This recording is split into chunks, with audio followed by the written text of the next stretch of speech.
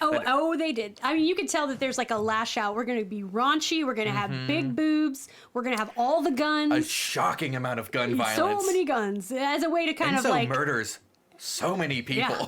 Oh, I love it.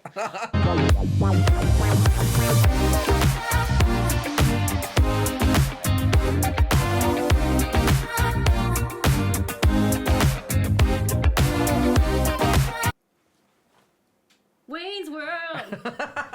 Disco Lemonade. Party time. Excellent. Oh my God, we're so old. Hey, guess what? We're millennials.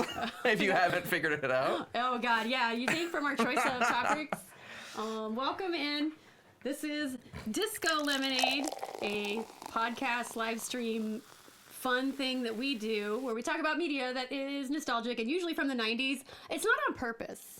Like, I don't mean to keep picking things from the 90s, but it just is such a sweet spot. Well, and that's just when we came of age, when we grew up. That's the impact, it has on us. Yeah, let's talk about today's topic, which is Reboot. Yes. And I have a poll up. Oh, should we just say our names? Did we say our names? Oh, right, names. Hi, I'm Kay Tabulous. I'm a cosplayer and person of interest in things on the internet. And I'm Corey. You can find me on social media as In Medias Res 1 because I didn't get the name fast enough. I feel that way as well. My social media name on other platforms is disco_Kay Tabulous, and no one told me, and again, I'm a millennial, I'm old, I don't understand things, that putting an underscore in your name is a terrible idea. Like when you're really? when you're at conventions and you're like, let's swap Instagrams, and I'm like, okay, so then underscore, you have to open a whole separate alphabet on your, it's a whole thing that you would not think about. On your phone. It's an amateur move that a younger person would never have done. XX_. Oh my God, yeah, capital X, lowercase x. So that's who we are, and we've recently rewatched a series that I thought maybe was kind of like buried, but I have seen a lot of activity on social media recently of people remembering this show and like really wanting to capture, like, because I think it's like, I remember it, but it's not like a show that you know inside and out and rewatched over and over, but you remember it. And I think that's what drew us to watching it for today's episode. And for me personally, I remember watching at very least the first season, probably a good chunk of the second season. And then, I guess we'll get into the history, but it got canceled and brought back and on different networks. I think it was like solely on syndication for season 3 and 4, or 4 was like movies that they split up in the episodes. Yeah. And so I had never seen most of season 3 or 4. Like I knew things that like, there was like an adult Enzo in it. But other than that, I had no idea. I was shocked by how dark it got in season 3. Yeah. So there are 4 seasons of this show, but there were a lot of gaps in production and who had the rights to show it and put it in syndication. And this is also a time before streaming. So the idea of just like, well, we'll just put it on Netflix is like, well, that was not a thing. So like, where are you going to air your show? So there were some gaps in production, gaps between seasons. The company that produced it, Mainframe, which has changed their name to something else, was also working on other CGI cartoons. Like this is the first CGI, fully animated CGI cartoon, which is another weird reason why it's like people remember it, but why don't we talk about it more? Like, why is that not a bigger deal? It's a big milestone. And they did Beast Wars, which the same, another really good, like I didn't watch the original Transformers growing up. Beast Wars was my first Transformers because I'm in that very specific age range where that was, that makes sense. the thing. And honestly, that's one we should put on the list because I remember that being pretty good. Okay. It got dark, like Reboot. I think they love like making dark things for kids. Well, they had success. They got picked up for multiple other successful shows, and so those other shows sort of cut into the production and delayed things for their original show Reboot as well. So there is a lot of choppiness in the way it was produced and consumed that maybe is why we remember it, but it's a faded memory. Right. So what is Reboot? It is a Canadian CGI cartoon that was on why Canada, whatever. I'm not Canadian. Whatever Canadian kids show showed things, but then it got picked up by ABC. And so that was an opportunity for their show to get a much wider audience because we know only like 8 people live in Canada. So with that, they produced their first 2 seasons, were canceled, started production on movies, being the idea that that's the only way that they could release it, like maybe straight to video movies or something, and then getting picked up by Cartoon Network, I think. So that season 3 was there's maybe a 3 or 4 year gap between at least US viewers being able to see season 2. In Canada, they actually saw season 3 earlier than the United States by a couple of years. But it did eventually come to the States, and I guess a 4th season too, which I had never seen before last night. So it was wild. Oh yes, Saturday morning Thaddeus, cartoons. welcome in. Thank you so much for the follow.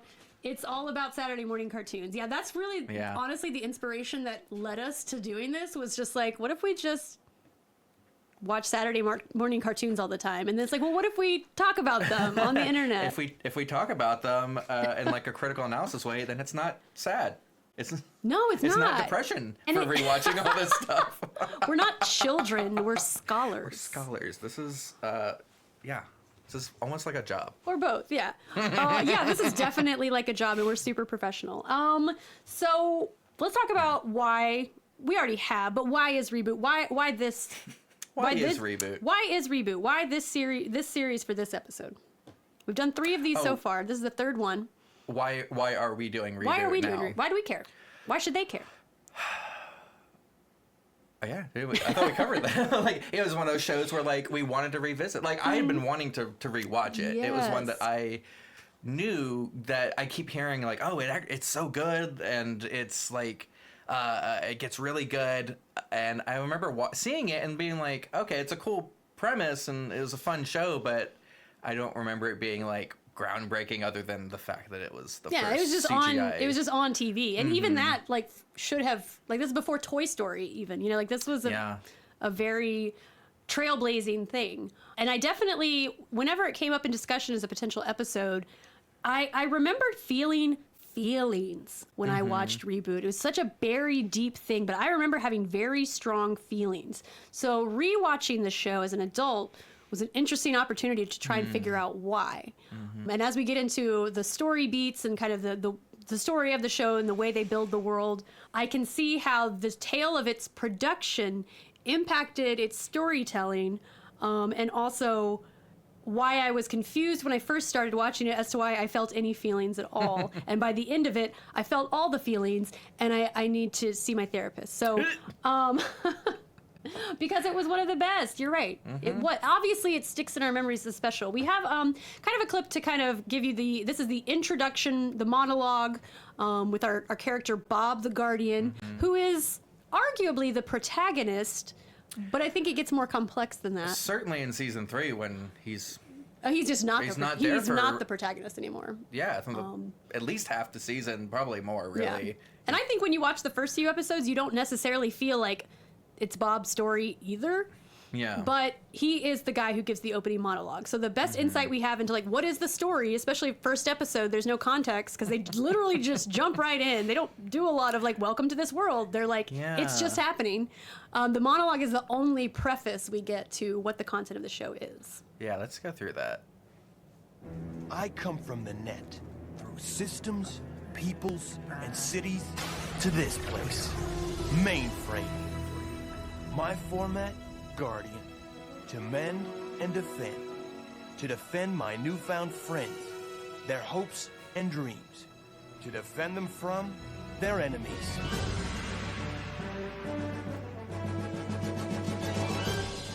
This song is burned in my brain now. Right. I heard it falling asleep last night. I loved in season 4 the kind of like bass line they put in there is pretty funky. Welcome to the new millennium. Yeah.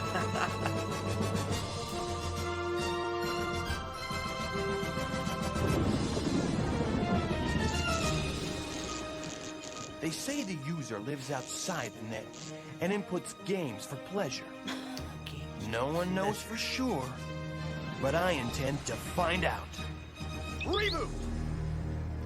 Okay, so I want to talk about, because from episode 1, I can't help but think, what a crazy nutballs bonkers premise the show is, because it just doesn't seem sustainable. Like the fact that a game will come in, and if the sprites don't win a game, it is devastating. It fucks up their whole city. Yeah, they die.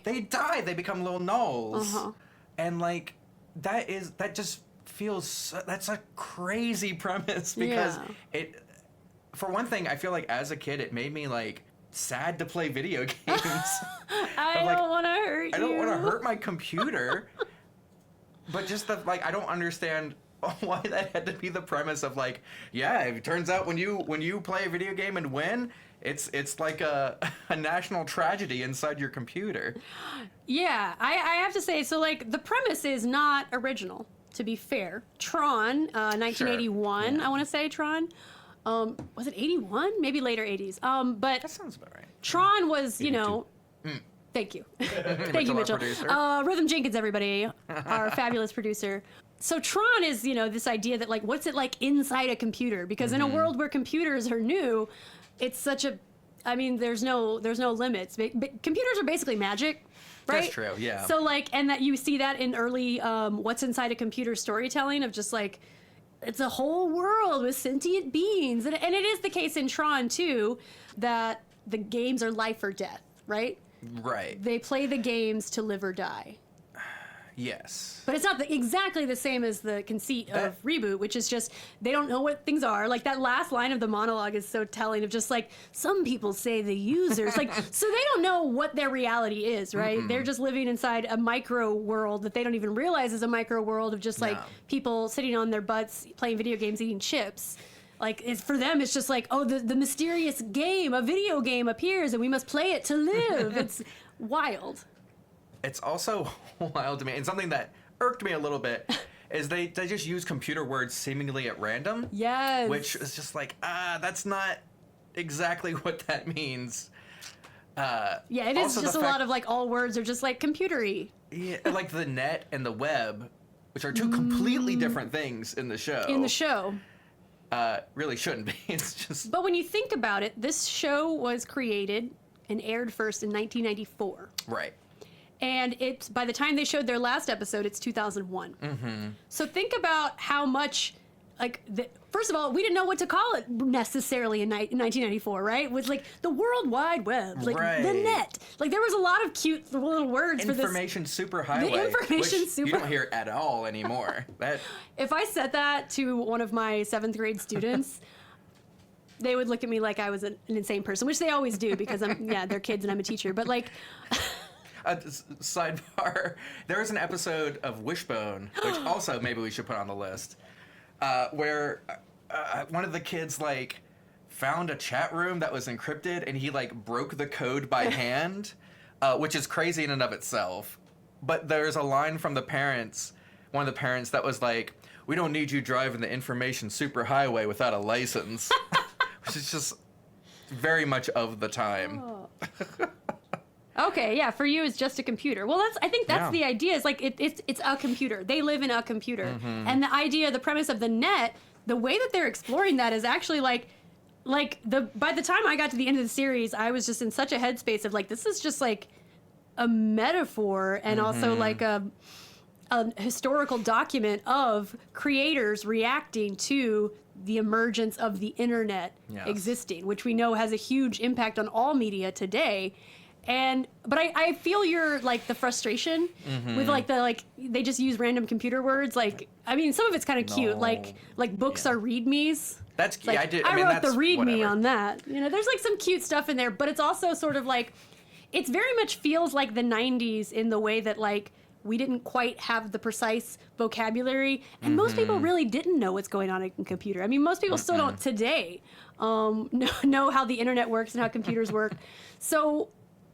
But I feel you in that, like, I kind of wanted it to be a more direct parallel or direct metaphor. It's like a cycle is time in their world. Okay, I can wrap my head around that. But then some of it's less of a one-to-one, like, you know? I don't know. Well, I was trying to figure out, especially with the games, like, literally killing people. I'm like, if this were a real computer, why would I want my video games every time I win to like blow up a little part of my computer. Yeah, it's like actively damaging your computer. Yeah, like, but then in the end of the third season, apparently if you just restart the computer, it's fine. Spoilers. Turn it off and turn it back on. It's fine. There was like no stakes to that whole season because they just had to turn it off and turn it back on again. Which I think, but that's an act of faith, I guess, on their part because they don't. I mean, if the users are gods, they don't know what's going to happen. I like that you use that phrase "act of faith" because they're like, some say the users, like, they don't know, and the user is what, God for us, or like the omnipotent power of the universe. And some people think there's one user, some think there are multiple users. So there's differences of religions. Certain characters think that it's a conspiracy, that the users don't exist. Fax modem. Yes. Oh my God, we're gonna get into whatever the other one, Dana Scuzzy or something like that. Yes. So, but in a weird way, I think the conceit, like, it's very simple in the beginning. It's just like, you're a kid. What if people lived in your computer? And it's like, whoa, cool. It's made by his computer. The animation is different. But by the time the series ends, like, I was left feeling like this whole thing is just like a meditation on like reality, right? Because, we can argue in our own philosophical world, like some people are like, well, what if we're just, or like Men in Black 2. What if we're just like living in or whichever Men in Black, living in a marble. And we're like insignificant. It's like they have this whole elaborate world. And when you think about, they established that time moves slower in the computer. No, it moves slower in the computer, faster in the games. Yes, faster in the games. But if you compare it to like the outside, the user's chilling for like a week, and that's like their entire lives. I suppose so. So like a nanosecond is like a minute. Microseconds like an hour, and so that must mean like so when they say that happened seconds ago, it's like that was the past. Days, months, maybe. Yeah, I haven't done the math, but I'm not going to. Yeah, I don't want to. Someone in the chat, do the math. Either the games worked or they killed your PC. Actually, wow. I mean, okay, that's a very insightful thing, because especially when we're talking about, y'all remember when games were on like floppy disks, like there was like, people get frustrated now when the game's buggy. It's like unplayable. It's like you have no idea how disastrous any piece of software could be. Like, you just didn't know because we were all just floating around in cyberspace. If you were lucky, they would release a patch as like another disc that you could buy. If you were lucky. Otherwise, it would just be... Oh, yeah. Patches. Patches. What's a patch? A different world. And I do think that the fact that the show spanned from 94 to 2001 really gives you the full gamut of how quickly that evolution happened in gaming and in the internet.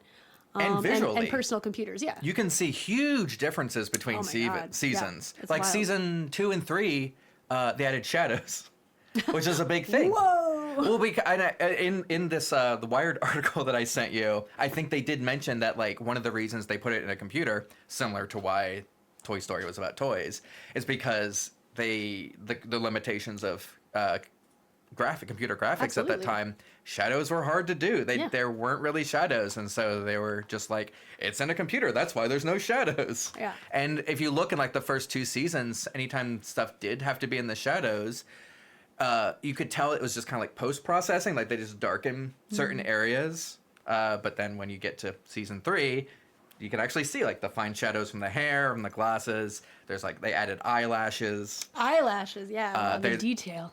I probably used ray tracing, which is why there's a character named Ray Tracer. So let's dive into like the lore and the story of it, because I think as we talk about the way the technology dictated the design, we can also talk about how the production dictated the storytelling. And I think it's kind of a bizarre story. So when I first started thinking about like, how do I explain this story, I actually thought of this Game of Thrones meme that people like to use of like a drawing of a horse. And so it's like, the first few seasons are just like slow but exquisitely paced, and by the end of it, you just have like a stick figure of a horse. I think you could apply that to Reboot, but flip it. I think it starts out as like a stick figure, and then by the end of it, it's like, wow, I have this robust, detailed world and story to work with. But also, it's not even that simple to just flip it. You'd have to like flip it and then put a bunch of weird patches, like maybe you Yeah. splattered some paint, because there are some weird dips in the quality of the story, or the pacing just feels bizarre. And I think that has a lot to do with its production. So if we start with season 1, I gotta tell you, when I started my watch through, I was kind of like bummed. I was just like, okay, this is boring. Did we pick a Yeah. bad show? Like, is this going to be boring? And I remember, like, but this show was so important to me when I was a kid. Was I a dumb kid? Like, why did I feel so many strong feelings when I thought of the show? Because the first few episodes... Very meh. I mean, Very meh. There's a lot of important exposition, because I did a little bit of research of like, what are the skippable episodes? And a lot of people were like, well, this one, it doesn't have a lot of plot, but it introduces this character, it introduces this idea. And so it's really short seasons for something of that era. I think the longest one was season 3 with like 16 episodes, and the rest were like 10 or 12. Yeah. Last season was 8. Yeah. And so it really wasn't that hard to binge, really. Compared to some other shows. And so, yeah, it's just not, it gets better.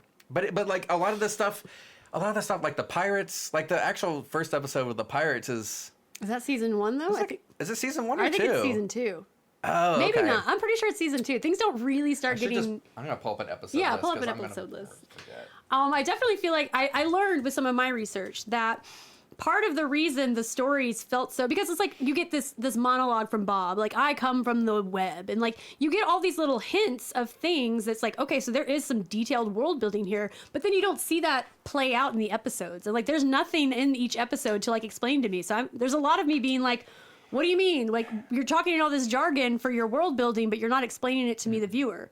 But what I learned is, especially with the first season, ABC very much had a heavy hand in saying that no episode could be a cliffhanger. And their definition of cliffhanger was not wait to see what happens, but like essentially like no arcs. And the reasoning, this is like a quote pulled from some article, was they didn't want to cause children traumatic tension. The tension of waiting for the next episode might be too much for little kids to handle. So that is why you get the product you get, which is that every episode is very self-contained. And because of that, has to have kind of a simple premise. Like, you can't have too much world building because, well, if I had to see another episode to understand this one, it's traumatic. So I think that's why I was so bored. Yeah. Is because there were no stakes. And I think as the show builds, and there are arcs, and there are conflicts. Like, I don't think there's any real conflict in the first season. Like, Megabyte is introduced as the villain, but he seems very impotent, you know, like to the point where it's just like Enzo has an episode where he's a delivery driver, and like, you know, it's like Megabyte's going to sabotage him, but like the stakes are very low and very childish and silly. And so you don't feel pulled into the emotional weight because storytelling is about the conflict. And it's honestly like insane that he was a delivery driver, because they gave him the package through the vid window. And so it's like there's literally no need for a delivery driver in this world. I do like the vid windows as an aesthetic piece that pop up. I was noticing in the first episode, visually, they did do interesting things, like with the vid windows. There was a shot where the camera was moving around, and in the vid window, the parallax was happening inside, giving it the impression that it was actually a 3D thing that they were seeing inside the window. It wasn't a 2D representation like we would think of, like a Zoom call or something. And I thought that was a great, just subtle reference to give everything more depth. They could have easily just put a flat video on it and called it a day. But because they did this cool thing, I was like, okay, what they cool. were doing This is really was amazing stuff. Yeah, groundbreaking. Do we have anything else to say about season 1? I mean, I feel I like did some like notes just on of just like specific things. Yeah, and let's talk a little episodes. more about what season 1 has to offer in terms of storytelling. Star Trek, like reference Star Trek and Star Wars a ton. Jean-Luc in the beginning of the second episode, he has the 4 pips, the captain's. Yeah, well, pips. I mean, they're little, like, how is this not kind of a Star Trek that's true. homage? Yeah, the communicator. Absolutely. Lost angles, all this stuff that I wrote down. I was like, oh, that's clever, and then it became like an integral part of the show. Yeah, so okay, that's what I feel. I feel like in the beginning, I was like I was not enjoying myself, and I was starting to get really skeptical. I was like, am I gonna really have to watch this whole series and come up with like podcast content about it? And I think now, in retrospect, after viewing it all and knowing more of the story, the production, it really helped me to understand like why stories have power. And so the idea of just like self-contained episodes can work for certain types of content. I mean, Saturday Night Live. Of course, there's no lore, there's no arcs, you know, but even in that, there kind of is, right? Because they do have repeat characters that return and inside jokes and things. So, yeah, I mean, there has to be that kind of stakes to make it interesting. But people who run broadcast networks often know nothing, in fact, about media literacy. So they were content to kind of hold them down a lot with the... but there are, like, a lot of clever things. Like you said, lost angles. And it becomes clear to me after season 1, when we do get to see so much more, that the creators had the world building in mind the whole time. Like, I always felt like for the first several episodes of season 1, Bob's monologue, I'm like, this has nothing to do with the show. Like, everything Bob is saying about I come from the... I'm like, none of this actually plays out in the silly little escapades for each singular episode. But I can see that it was written because the creators, they did have a vision for a world, and they were limited by production and just what technology was available. Like, they weren't even going to make humanoid characters to begin with. They were just going to make the blocky robots that are called the binomes because that makes sense. So they were limited by the medium and by ABC's bizarrely rigorous production standards. But you can tell that the people behind it had creative ideas and lots of cute references to things too. Yeah, tons of references. I'm looking at that season 1 episode list and see if are there's there any anything standouts? specific. I mean, no. Crimson Binome. That's the first one with the There's like one episode pirates. you maybe have to watch in the first season, and it's the Crimson Biome. It's the introduction of a pirate character who is just delightful. And it also it gives a lot of character development for Dot, I think. She is introduced in that episode in particular as being a very shrewd, smart businesswoman. Girl boss. Girl boss. Absolutely. Very much like the capitalism girl boss. Yeah. Which is another thing that I learned in doing some research, that like ABC as a network was kind of trying to get them to tone down. Oh, really? Yeah, it's like they wanted Dot to be more like a traditional female character. Women don't own businesses. Which I also had to wonder, I'm like, why do they need a diner anyway? What is she possibly selling at this diner? What do computers eat? I had to really get into a mindset where it's like, just stop overthinking the analogy, especially because this was a time period when it's like you could say anything happens in a computer because literally no one knows. Some specific moments in season 1 I wrote down. It says episode 3, Quick and the Fed, when Dot gets hit with like a magnet, which magnets as like a death sentence is so 90s. That's like so right 90s. now, I mean, there's magnets on phones all the time. Yeah. And it's fine. Like, Imagine it doesn't matter if we anymore. had these cell phones back then and we were like put them down next to our floppy disks. Yeah, that's it. There goes all your video games. But the fact that the way they did, and they used it later on, but I feel like it never was as creepy as in season 1. Ironically so, because there's so many other dark things in the later seasons. But the fact that she was like kind of translucent, you could see her teeth floating, you could see her eyeballs floating. Body horror. Yeah, very unnerving. I think I found that clip. Do you want to watch it? Sure. Hurry! You don't have all second, you know? They have all second. And he knew a place that serves this kind of slow food. Al's Wait and Eat. Level 31. Level 31? No way!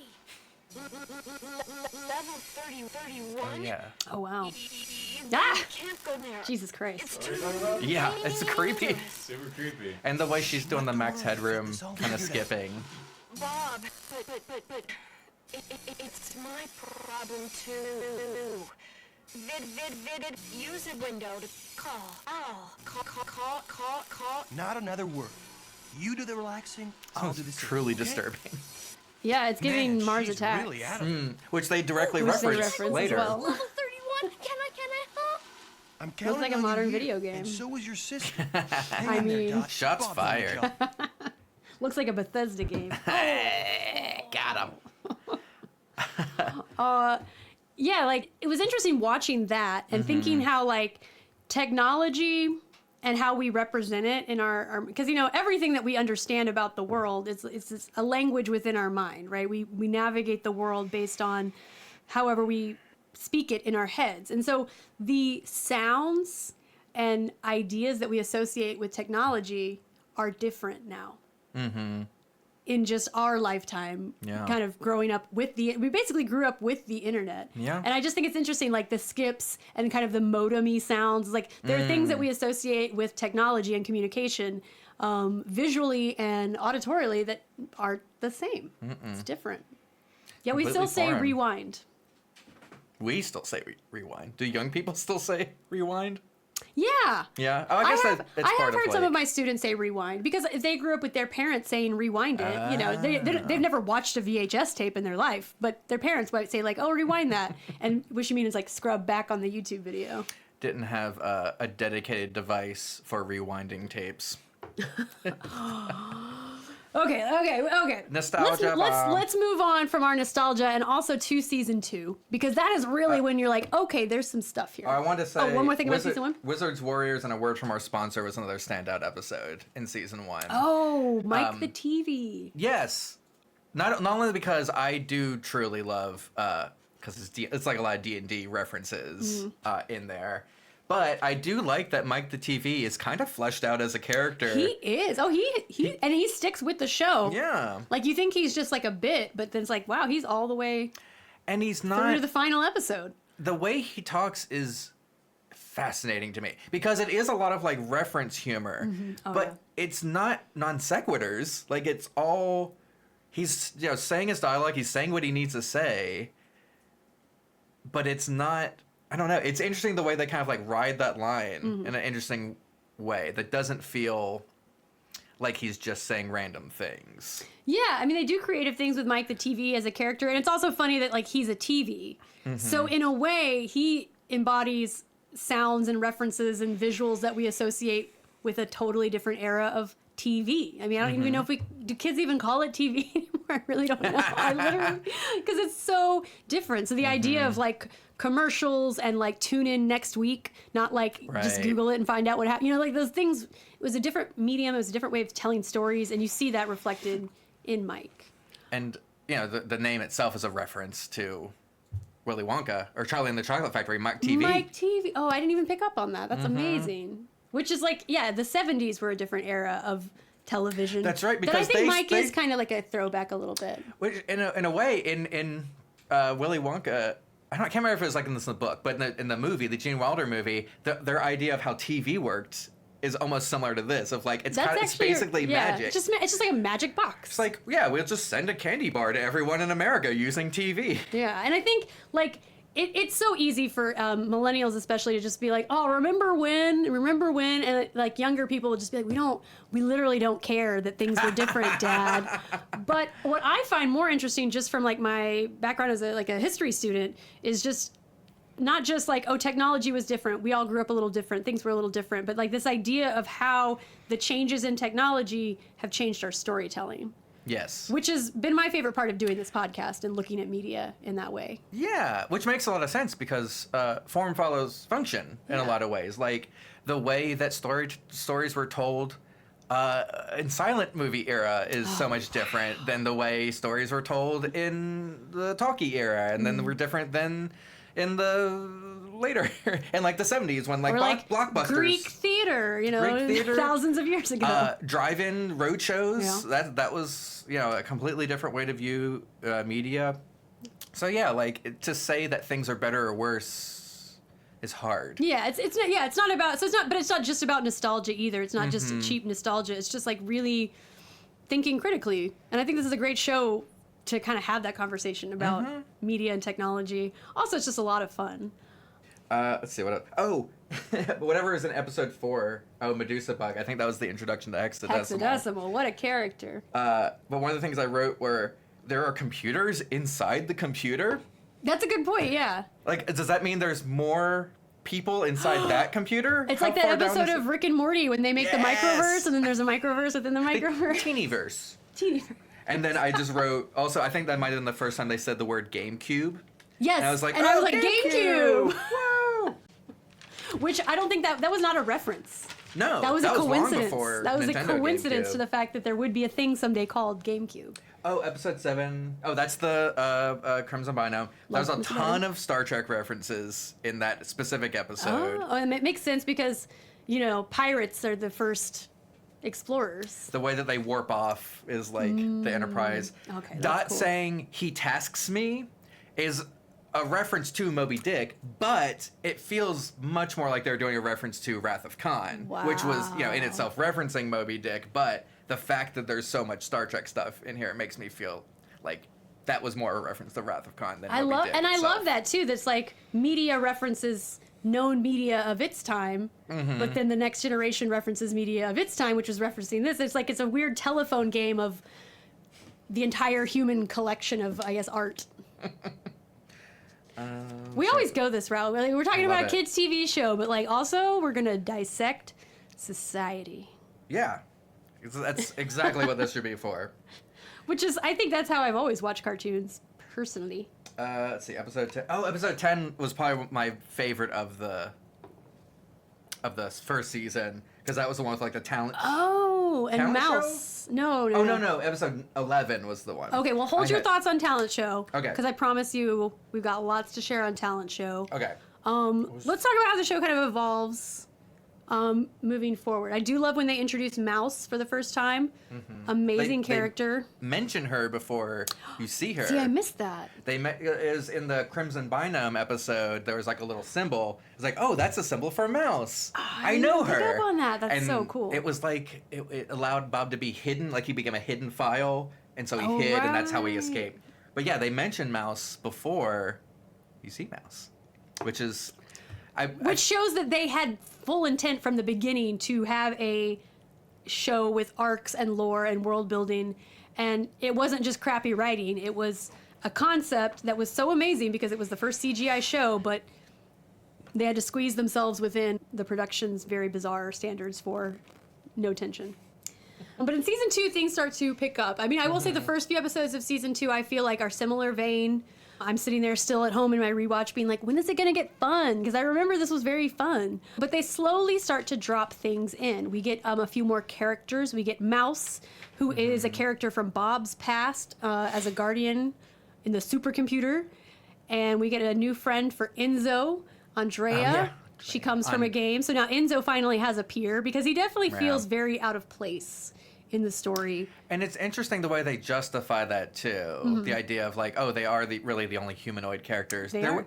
In the one where they go to Owls for the first time, there were a few other humanoid ones that I like clocked. Yeah. I was like, oh wait, are they the only humanoids that aren't like bad people or whatever? But then later on, as they kind of explain, And there is a bit of that world building where it's like, okay, there's nulls, which are nullified sprites that have just turned into gooey little slugs. And then there's primitives, which are... which are the blocky. Yeah. Well, there's... Oh, no, that's not the bon- primitives are different. They're like like a whole other thing. They're only in like one episode. Not important. Oh. And then there's the binomes, and the binomes are all the blocky background characters. It's kind of like a Muppets movie where it's all Muppets, but then like Tim Curry. Right. So that's kind of how I feel about the feel of Reboot. But we start to get more of those sprite characters. We get Mouse, we get Andrea, a peer for Enzo, and we get more like hints that there is a bigger world out there. Like there's one, I'm gonna have to pull it up. There's one episode where it is literally just like some construction worker binomes, and they are, what are they? They're just like talking about something weird that happened, and someone just says like, the web, eh? And like it's the best out of context moment because it's just like we don't know what the web is. The lore, even as they're dropping it, has not been explained to us, the viewer, in about 15 episodes at this point. Which imagine how different that would be actually watching week to week, month to month if you're waiting for the second season as a child. Yeah. But you can see that it's starting to be built in there. We learn more about megabyte and hexadecimal. Like those siblings. Oh, okay. There's some lore there. Oh, Bob has a past with this saucy hacker lady. You know. Oh, Enzo potentially has a friend to hang out with finally. And we also get a little bit of insight into Enzo and Dot and their backstory. Finally, we start to get hints of like there's no other sprites his age because the other city was destroyed. And we learn like, oh, Dot has a dad. There's another city. And we don't get the payoff on that backstory until season 4. Yeah, much later. But you can tell it's all there. And so you really start to get rocking and rolling. Were there any like especially important episodes to you from season 2? Oh, we got to go back and talk about Talent Night because of. Save it. Okay. I promise. I have a perfect, Okay, good. perfect way to insert it. Cool. Oh, painted windows. I feel like was when it really took off. I Okay. feel like that was for me was like, okay, I'm getting where Remind they're. me of like the premise of Painted Windows. That's the one where Hexadecimal finds the paint program and is just like, coloring all this different stuff, Yeah. and there's a ton of artistic references. Oh, yeah. So much they pop reference Keith Haring. They reference Yeah. a lot of graffiti artists, in addition to classical artists, Renaissance painters. But that one was the first one I was like, okay, I really like what they're doing with Hex's character, and I really like just kind of the way they're fitting in everything. Her design alone pulls you in. Even when I was watching the first few episodes and I was like, these characters feel flat. The world feels flat to me. I still remembered being a kid and just like being so fascinated by Hexadecimal. The way that this is great. This is perfect to pull it up. The way that her expression changes with like a wave of the hand is so satisfying in a way. And I'm sure it came from limitations. Absolutely. But I will say, so I watched an episode of The Guardian Code, which was like the reboot. Okay, the Netflix reboot. And I only watched the one that was in like mainframe. And Hexadecimal was in it, but they had her change expression. Like her lips, there was no lip sync, but the expression would change without the hand going in front. And I was like, no, what are you doing? Why are you, there's no reason to do it like this. Boo. So. Which, not to get on too much of a tangent, but you definitely see that in media where it's just like, well, now we can do so much so easily with computers that sometimes you kind of lament some of the creativity and artistry of like practical effects, or just because in a way the creative process is about struggling. And so it's like when that struggle pays off and you do something amazing with like a limitation, it's like that's what really pushes your creativity. Yeah. So if we had endless possibilities, it's like, would we even be creative anymore? But that's a downer. Yeah. I was loving these clips. Yeah, it's a great episode where, this is where, and I think this is like the lead up to us finding out that like Nibbles, who is a null, is actually Megabytes and Hexadecimal's father.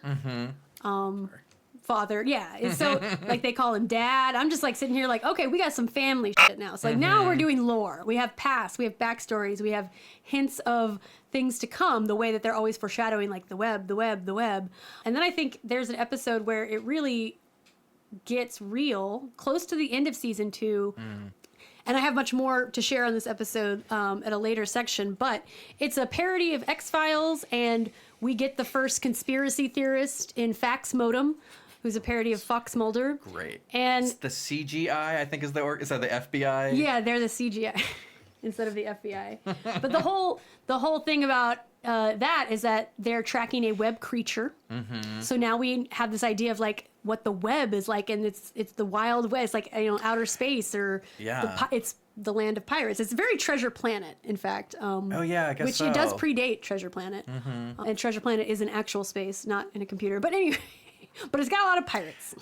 And the web somehow like degrades sprites or like de-evolves them in a weird way. Yeah, which is similar to like the idea of like, we can't just go into space, right?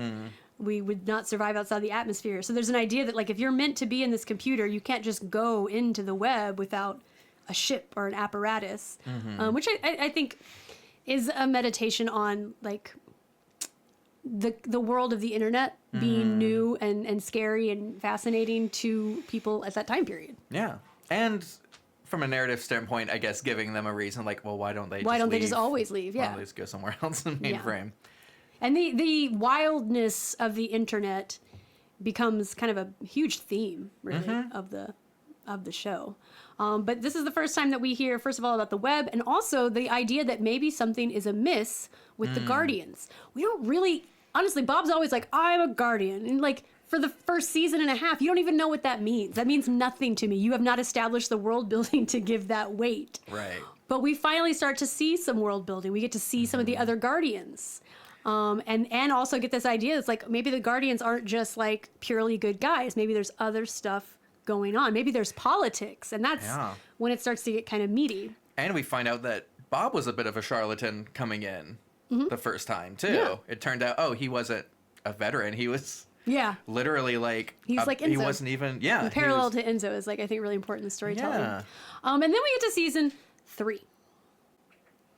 Yes, season 3, which is more lawless than it is now. Oh yeah, a huge the internet in difference. the 90s was, I mean, we created a lot of media like this because we were trying to make sense of something that today we just take for granted as being a part of how we communicate, how we understand, how we view the world. But we were navigating that in the 90s, and I think you can tell through the way that people told stories, trying to make sense of that new way of communicating. Yes, season 3. I want to say that was a huge jump in not only graphics but tone. Everything. It was a huge shift, much darker. Because ABC let go of the show. This is when Disney bought ABC. And so with that takeover, there was going to be some ABC stuff that they dropped, and that was one of them. They weren't interested in keeping Reboot. So there were a few years before the next season got made and then released in the United States. So huge shift. And I remember as a kid being like, that show's coming back, and watching it and just being like, Lord, it blew my mind. And, so the one thing I wanted to mention from that Wired article is relevant now. They talked about how part of the standards and practices, one of the notes they got was Dot's chest, they said, was too shapely, and so they had to make just one, rectangular mono breast. Don't give her real it. boobs. And then in season 3, as soon as I saw it, I was like, oh, it's stereo boobs. Now, they almost... Something that was actually a little annoying about season 3 is that it does feel like they overcorrected some. Yes. Oh, they did. I mean, you could tell that there's like a lash out. We're going to be raunchy. We're going to have big boobs. We're going to have all the guns. A shocking amount of gun violence. So many guns as a way to kind of like... murders so many people. Yeah. Oh, I love it. So I think we have Mitchell pulled up the opening dialogue from the first episode of season 3, and this is like, so I guess we should talk about how season 2 ends a little bit. Yeah. Because at the end of it, we've had this X-Files episode, which leads into Mainframe is now vulnerable to the ominous web. And in that, they have to go to war. And they have to team up with Megabyte to do so. And they have to try and save Mainframe. And Megabyte, of course, betrays them, ejects Bob into cyberspace. So Bob is gone. Enzo has been gifted the gift of becoming a guardian. And we open season 3 with them, like, looking totally different because the show is able to do something totally different. And also just, like, a shattered version of the relatively simple world we'd seen in seasons 1 and 2. Yeah. I come from the net. Infecting systems, people, and cities to this place. Also, Megaframe, it's straight up balls. my domain. There's no doubt in my mind. Right.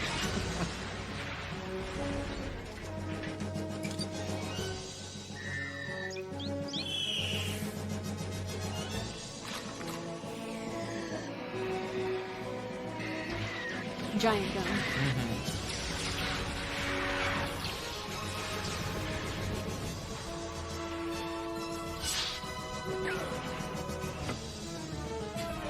So this is like a recap, basically, of season 2, or the last episode of season 2.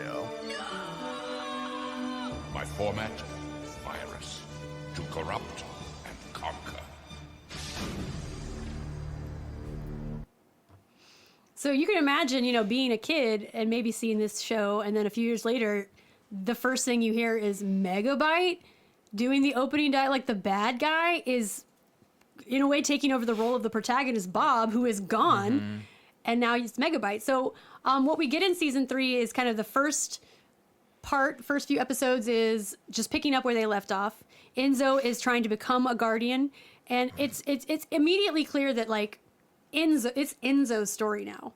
I would argue that the storytelling was so weak in the first season that, like, Bob didn't even really feel like the protagonist to me. He felt like kind of like a Mary Sue type generic hero. But season 3 makes it very clear that, like, it's Enzo's story now. And you can retroactively see that, like, maybe it was always Enzo's story. Because it was always about his admiration for Bob. Like, Bob and Dot have their kind of love story and their, histories. But it's almost like it's told through Enzo, the annoying kid's eyes. And then all of a sudden, Enzo has to become what he always wanted to be, which is his hero, Bob. Yes. And the first few episodes, it's a lot of him proving that he's worthy, having to, fill Bob's shoes. And so you see that. And then you get this really powerful episode where Enzo dies in a game Yeah. and should be Dies. nullified, but instead is able to stay alive in the games. He changes his icon. To a game sprite mode. Yes. So he's able to survive in the games. So he lives in the games, and then the next time we see Enzo, like daddy. I mean, like what the what? Okay, so I do want to say between season 2 and 3, I feel like they really understood what a game is, because in the first 2 seasons, like I don't understand how these games are supposed to work. I don't either. Like there's one where it's like a prison break. Yeah. And they're kind of, I guess they're the guy. That probably is the one that makes the most sense. Then with the like Dungeons and Dragons one, it was like the user was a adventuring group, and then they were like another adventuring group that was racing. It all turns into like races for some reason. Yeah. Which sure, if there's the one is a racing game, that is what you'd want to do. But with season 3, they finally got the idea that they're supposed to be the antagonists of this game. And so in the first episode of season 3, it's like Evil Dead. Yeah. Enzo is a zombie, foreshadows his eye getting poked, getting removed. His eye like falls out. That. That's so subtle. Dot is like Elvira, like low cut. With the business. Very violent, very like spooky visuals. They're really hitting hard that like, hey, suck it, ABC. Yeah, like you can't tell us what to do anymore. We're not censored anymore. So we're talking about season 3, and it's the rise of Enzo, right? It's his story now. I want to say when in my research I saw that Temendon, the first 2 episodes were banned, or like they didn't air in syndication after the initial airing because of parents complaining. Because of the boobs. Well, the boobs and this is, I mean, I don't know if pretty, you can see, it's pretty very gnarly. violent. Yeah, we can look at a little bit of, and I will say, you know, in terms of graphics, like you can already tell when the show starts that it's getting better, but when we see them drop into the game, and the game's parts before were so dry and boring, it's like, this does not feel like a video game, then you see this. Yeah, a very... I thought at first I was like, oh, he's got a shotgun and a chainsaw. It's like Evil Dead. And then they cut to the character. It's straight up Bruce Campbell. It's so Bruce Campbell. And he keeps saying groovy. That's like the only thing he says. And then they show the cabin inside, and that's basically a recreation of what's in Evil Dead. So they get very on the nose with references, which is pretty cool. Yeah. And boobs. Babes. Elvira and Morticia. I think the like Addams Family theme plays. And I do like the kind of like the joke they make about that. His eye as coming well. out. That is gnarly. Yeah. So you can tell immediately, like, oh, this is not the same show. Like they've leveled up. This ain't your granddad's reboot. This isn't second grade use reboot. This is 5th grade You're use in reboot. middle school now, and you are ready to party.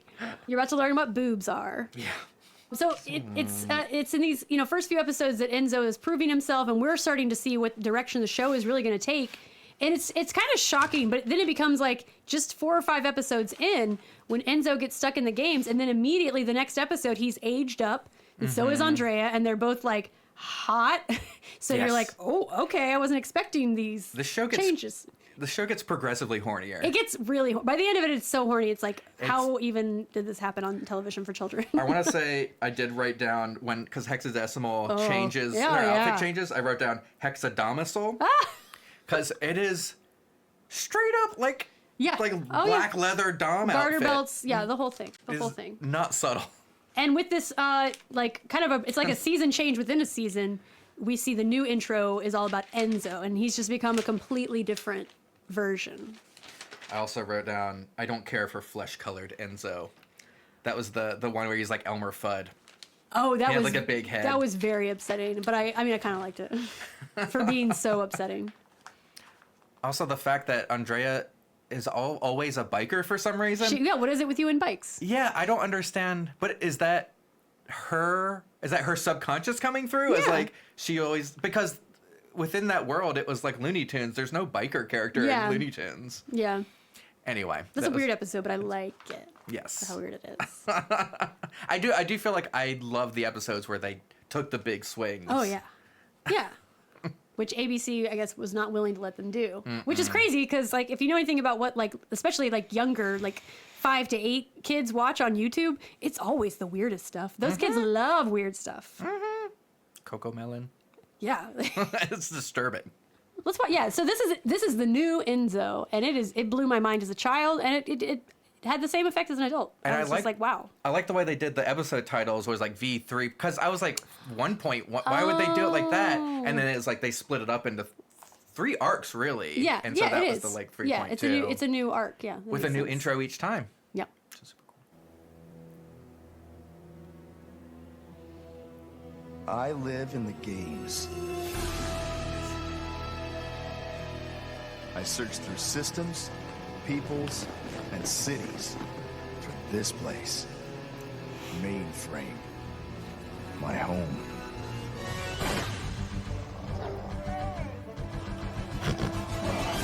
Love that little wiggle in the chair.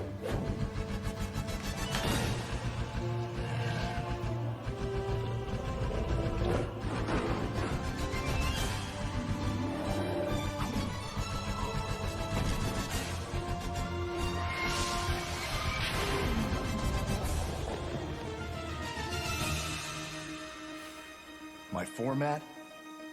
I have no format. I am a renegade, lost on the net. Reboot!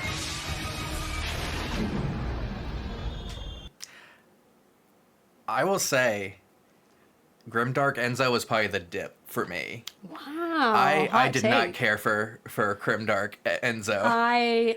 It's my favorite part. I It's my peak. Like I really? Yeah. Wow. Yeah, because and I feel like we had a comment in the chat that was like, talk to anyone who remembers Reboot. This is the only part they remember. And I think there's something to that because this is finally when there is an arc. Like obviously Right, it's sure. memorable because it's a dramatic like time jump. And normally when a show does a time jump, it's like really iffy. And I guess this was a gamble, but like it to me this was the first real story.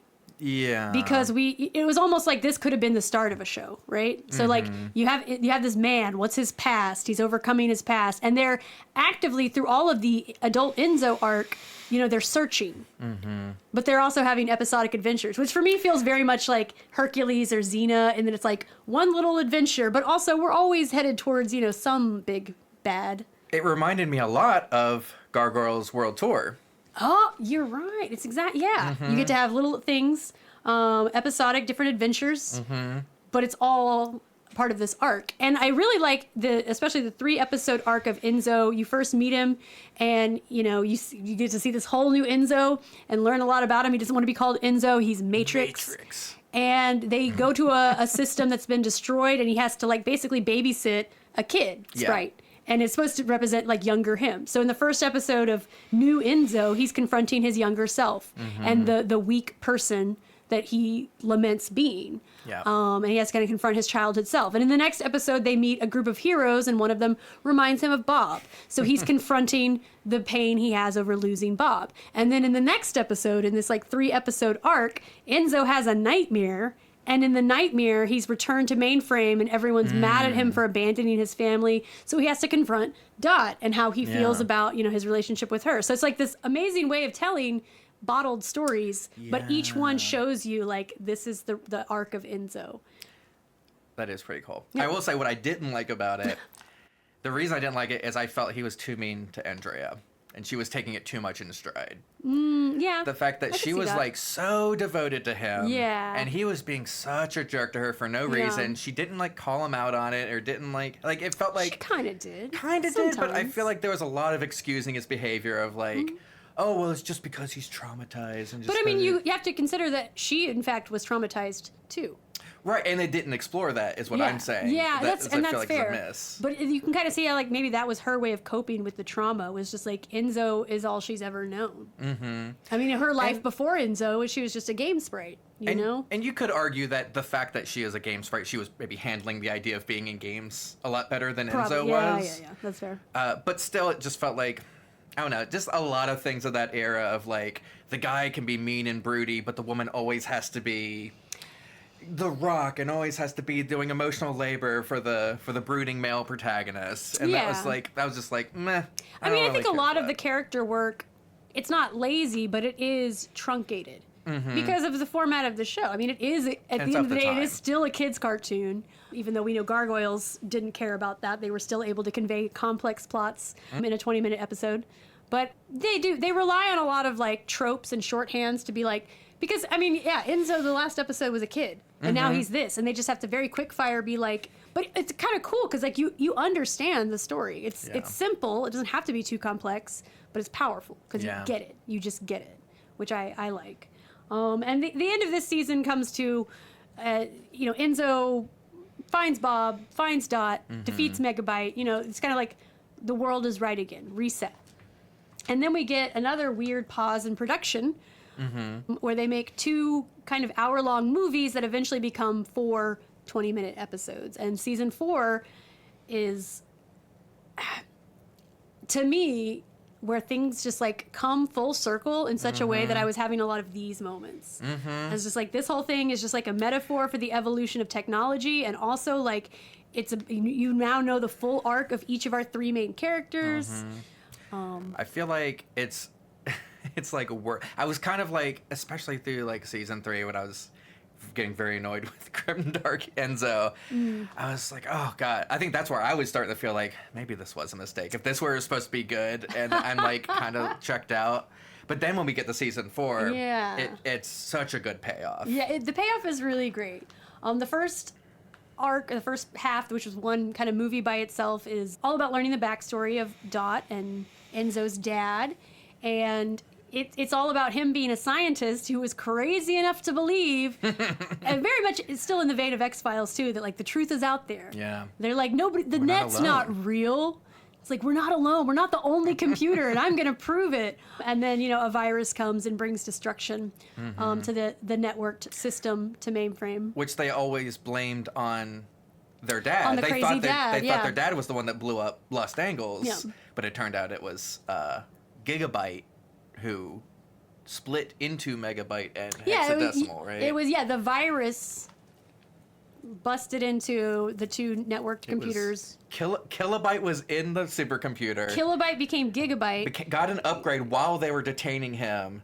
Gigabyte became Megabyte, and Hexadecimal. And I guess it was just absurd coincidence that like the portal that their dad opened was Just a opening coincidence. right there then. It Just could have a been coincidence. anywhere. Yeah.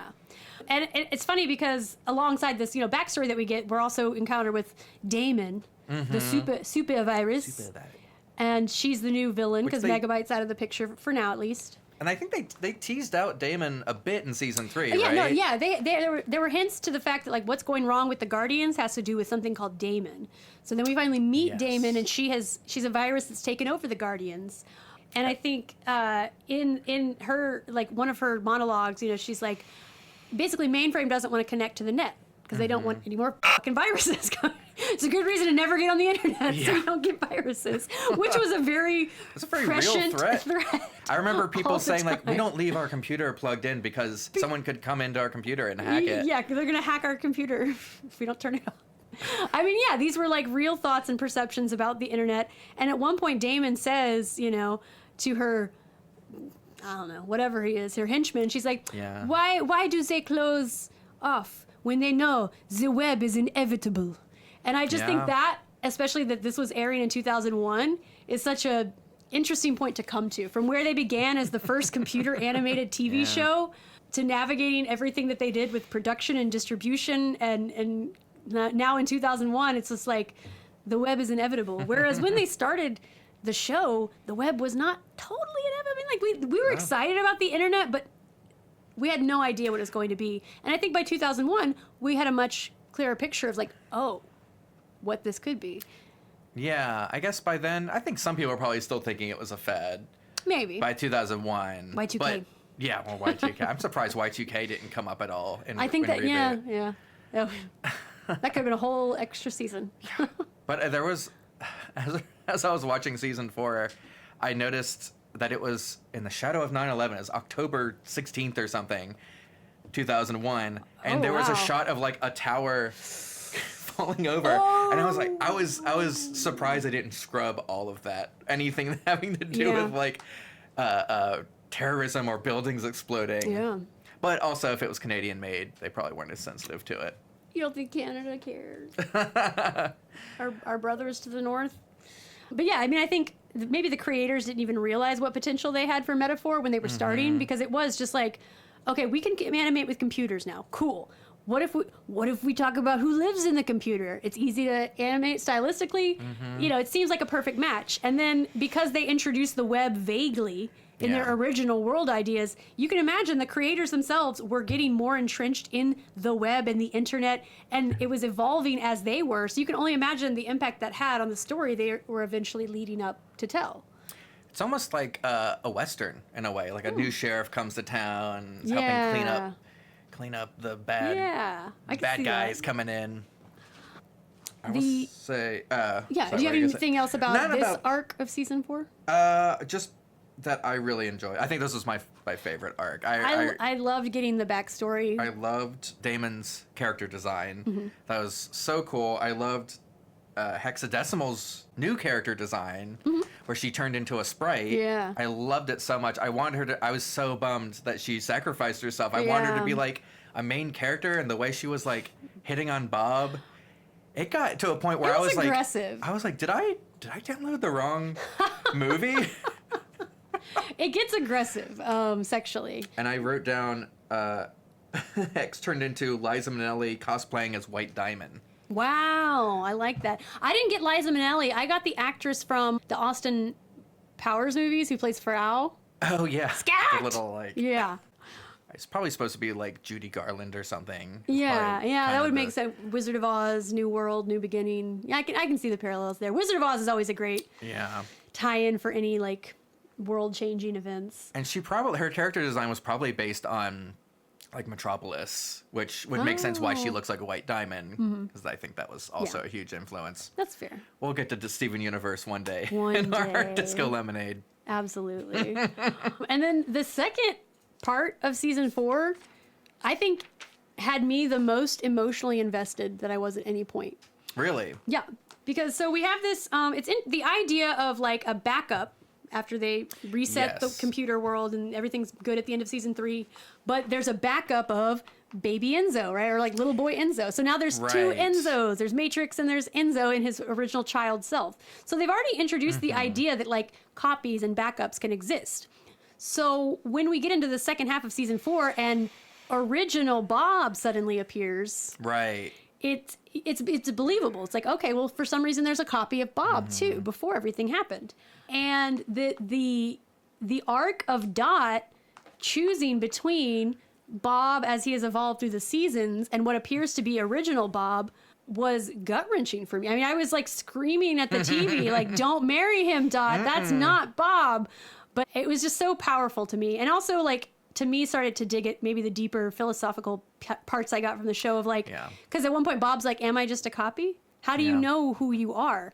And I think it's also cheeky because it's like a nod to the audience too. Of like, yeah, we realize that we changed the voice actor for Bob and we changed the design in season 3. So there's a lot of like wink, wink, nudge, nudge stuff there. But it also kind of like makes you realize, like, in my mind, it was like, what's the difference between this Bob and this Bob? The Bob who has the experiences, like the experiences are who you are. And that's a unique thing that you can explore through the idea of internet or computer people, because you can just copy data, right? You can back up. And in real life, you know, there are no backups. There are no reboots. So I thought it was a very interesting just kind of way to think about and look at identity with that kind of arc. And then we find out, if you don't want to know how the series ends, close the window, mute it. But stay watching, but mute it. We need those views. It was it was Megabyte the whole time, and that legitimately blew my mind. I legitimately did not see that coming. It was literally like the last second, right before the reveal. I was like, oh god, it's Megabyte. It's Megabyte, and again, full circle. He was the original villain. He's the reason that Bob ever got, discarded, and Enzo ever had to survive in the games. And so, of course, Megabyte would come back. But up until then, I was really confused by Dot's logic of like wanting to be with original Bob, because if it was, what he claimed to be, where he was just a backup of basically what was at the end of season 2, there's so much that they've gone through together that Bob would have no reference to. I don't understand why she would want to even go to him, other than she thought New Bob was ugly. Which I love the character. I kind of wish that they didn't change it back at the end of that. No, absolutely not. Because again, the experiences make the character. But I think that she explained that a little bit. She's talking to Fong about it, and she's just like, Bob just feels like home. And when I see New Bob, I think of everything we've been through. And so it's basically her way of compartmentalizing and rejecting the enormous trauma that they've been through from the end of season 2. That's true. To season 4. You're wanting to go back to a simpler time. Yeah, it's in that way it's like an important thematic thing too. It's not just a funny conceit for the story. It's just it makes you think about we cannot reboot our traumas. We are the product of all the experiences that we have. That's true. See, something else, another note I wrote was, I thought it was notable that, I can't remember exactly what part it was, but someone told adult Enzo, use your hate. I think it was maybe when they were trying to kick Damon, get rid of that. Yeah. It was the exact opposite of Star Wars. Right. Use your They were anger. telling the hate to flow through him, almost literally. I just thought that was hilarious. A lot of Star Wars references. Especially, I didn't pick up on it until near the end of the episode, but the one where they were all toys. Right. Adult Enzo was Darth Vader, and little Enzo was a Luke. Pinocchio. But Pinocchio no, he was Luke. Anakin. Oh, Anakin! Because he was, and I was like, why is he talking weird? But he was doing wooden acting, and then they did the 2 Coke cans, and it was the pod racing scene. I was like, oh, he's supposed to be Anakin. And when you think about how recently the prequel number 1 99, I think? that would have been in direct response to the prequel. Oh, yeah. That is wild. I didn't even pick up on the depth of that reference. Yeah, I was like, oh, I was like, well, he's supposed to be Pinocchio, but he looks kind of weird, and he's talking weird, and then it And also the parallel fits perfectly. Anakin is Darth Vader as a kid, and Enzo is Matrix as a kid. It's a dark version of a lost innocence. So much there. Yeah, really clever. They do use a lot of clever shorthand for a 20-minute show with not that many episodes overall. Yeah, they convey some complex themes, and they tell. I think they tell a whole story. The show ends on a cliffhanger, I guess. Yeah, I mean, but it doesn't feel. It doesn't feel. Yeah, it doesn't feel like a cliffhanger to me. They contain Megabyte, they don't contain Megabyte. Oh no, Megabyte, and the last line is "Get ready for the hunt." Yeah. So it's okay, season 5 potentially could be more shenanigans with Megabyte, but for me, it's just no, it's over. You have absolutely come full circle. I can see the end. You defeat Megabyte. I don't know. You beat him. Dot and Bob are together. Maybe Hexadecimal comes back. It's she's out there technically. Yeah.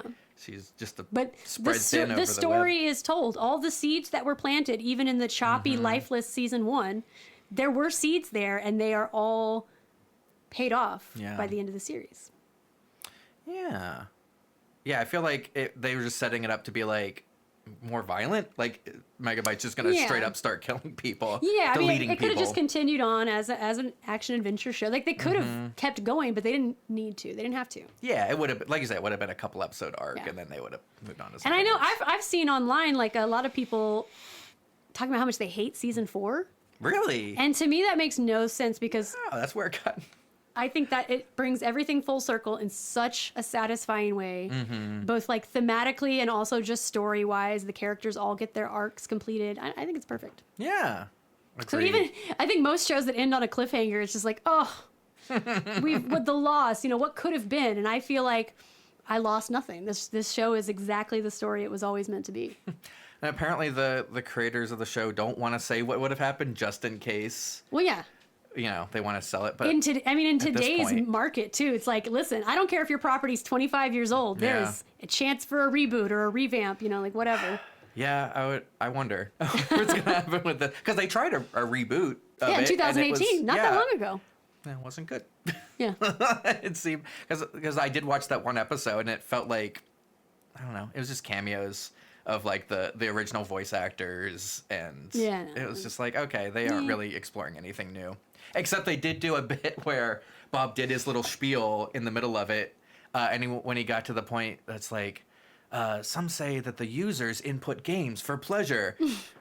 The premise of the new one is it's actual people coming in. They are the users. Right. One of them just says, yeah, that's it. And he's like, I knew it. Okay. That's it. The whole premise for the original series is confirmed. Cool. Right there. Yeah. We have a viewer in chat saying that it sucked. I didn't get Season a chance. 4? No. The reboot. Oh, the new. Okay. The reboot.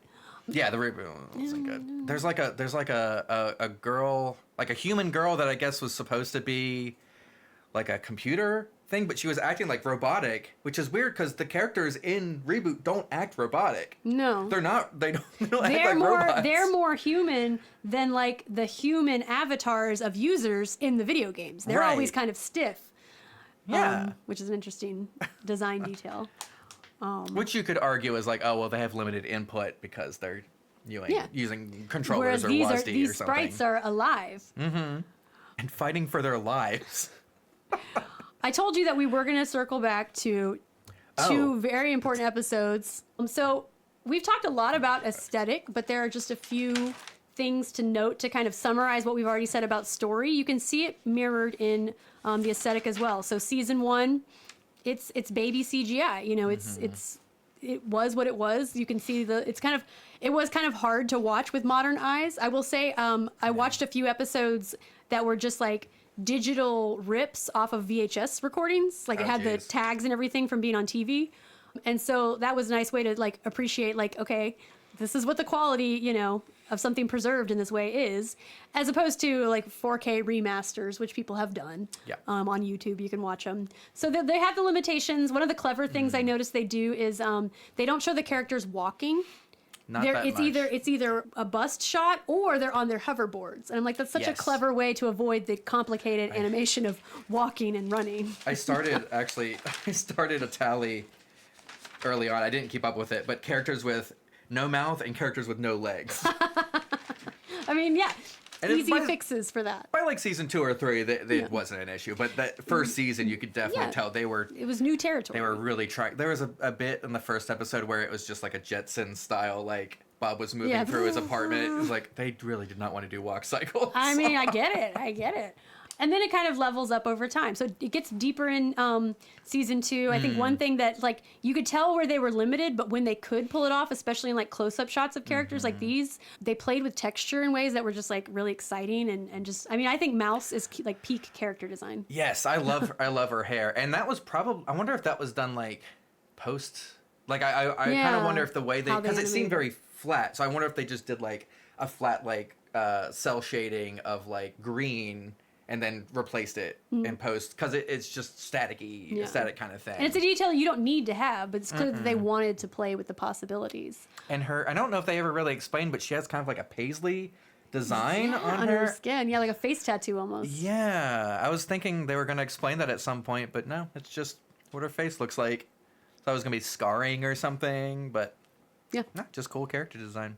Yeah, peak character design. And then by the time we get to seasons 3 and 4, I mean, we've already shown clips of this episode, the first episode of season 3. You immediately are like, oh, you know, it's like, and then it just gets, you know, with Enzo surviving the games arc, we're able to go to new worlds, and you know, it opens up so many more possibilities for the storytelling because they can just be like, boom, here's a new system. They can design entire new landscapes instead of just relying on like mainframe models over and over, and also a really crappy like game kind of. Yeah, so like with the storytelling evolving, so does the technology, and I think that's a really, I don't know, captivating marriage to think about the way that unfolded. And throughout the show, we do have references. So when we did our episode on Courage the Cowardly Dog, we had a lot. And there may be even more in this show, but I tried to pluck out some of the ones I really appreciated. In general, there's just a lot of Easter eggs. Like, there's just so many cute things in the background. And they use the reference, I will say, for the Mars Attack one, they use it in a creative way because you see these, you know, aliens going ack. And you know, kind of pick up that it's Enzo and Andrea and Frisket. Right. But it isn't until the game lifts that you see, oh, they're grown. Right. Now. Yeah. That is, here's our characters, but then you really get to see them for what they've become. It's a nice reveal. You see lots of the little binome characters that are just background characters. They're always crazy looking. Like, they're not always references, but it's always just like for no reason at all. Like, this guy's a fisherman and this guy is a clown on a tricycle. But you do see Sailor Moon in the background pop up, which was, Sailor Moon is eternal. We all recognize her today, but late 90s was like peak Sailor Moon popularity in the United States. And I even wrote down concerning the binomes, they're proto-minions. Proto-minions. Because I remember seeing the minions and being like, wait a minute, they did this in Reboot. That's so 10 funny. years ago. That's absolutely something that could have happened.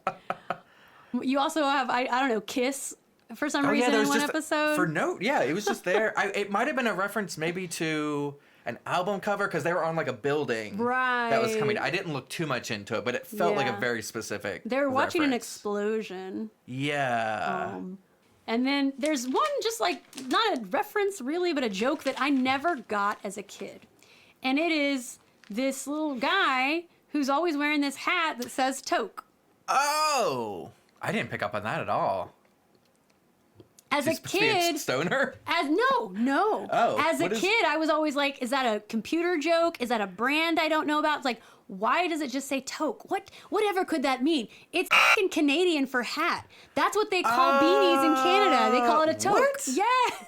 I learned this from Nathan Fielder. Is it spelled like that? Yes, it's just a toque. It's just like literally what he's wearing is on the hat. Oh, okay. And that never occurred to me until I rewatched it as an adult. Now knowing that toque is Canadian for hat. Canadian. Can't they just use the right words for things? We're really coming down hard on Canada for... I love Canada. First of all, but also for the nation that gave us this amazing program and many others that I enjoy too. In fact, one of the executive producers of this show, Jay Firestone, also produced Lost Girl and Dark Matter, two live action sci-fi shows. I don't think I've watched those. I remember Dark Matter sounds familiar. Yeah, I think Dark Matter was on Sci-Fi Channel. I mean, so was Lost Girl at one point. Okay. But it's all the same actors because there's only like 12 actors in Canada.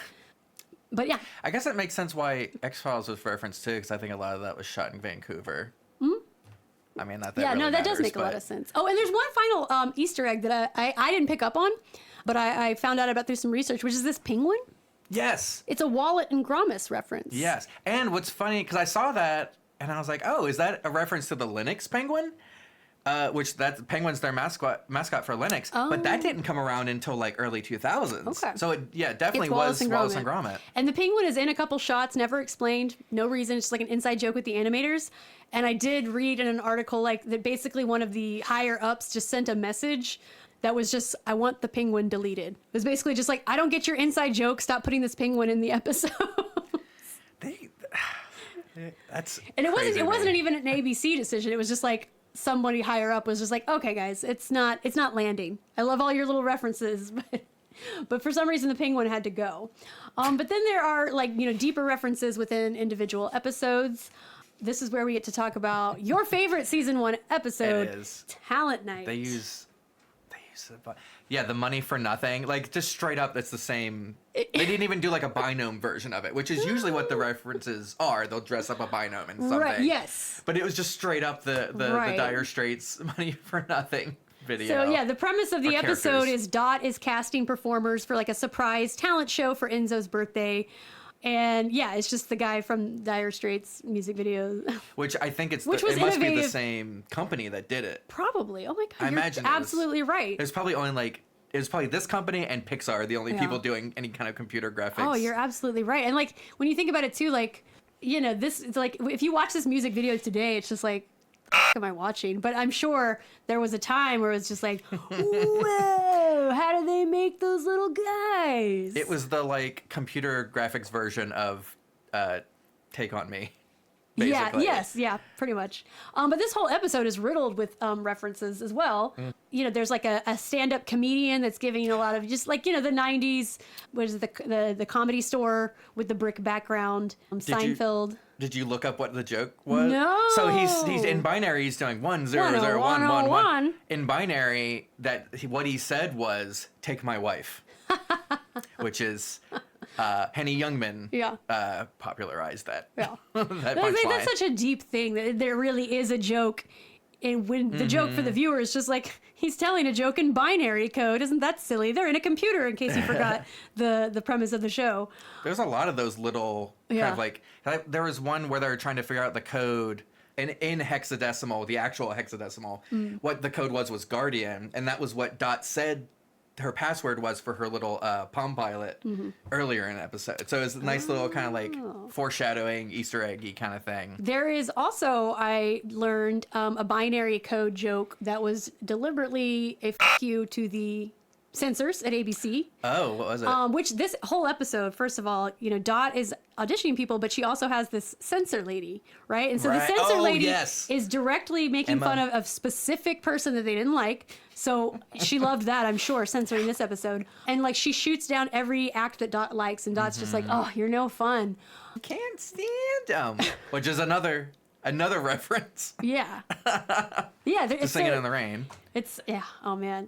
But this censor lady, okay, wait, before we talk about the censor lady, another binary code joke aimed at the censors is basically some struggles with an episode, like forced it to be made like very last minute, and they were really pissed off. So in one of the faraway shots of mainframe, there's like little lights that spell out in binary code, use censors, ABC censors. Wow, that is amazing. So they had some feelings about it. It definitely got fleshed out in this episode. And what I think is a hilarious reference and a way that they play it is that the one act that she approves is this kind of YMCA village people act. And she's like, no, I love it. It's so fun.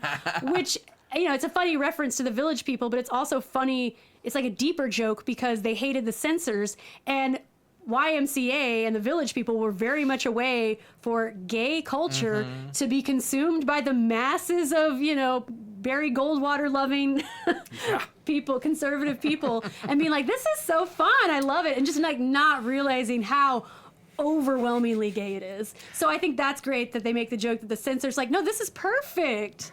When, yeah.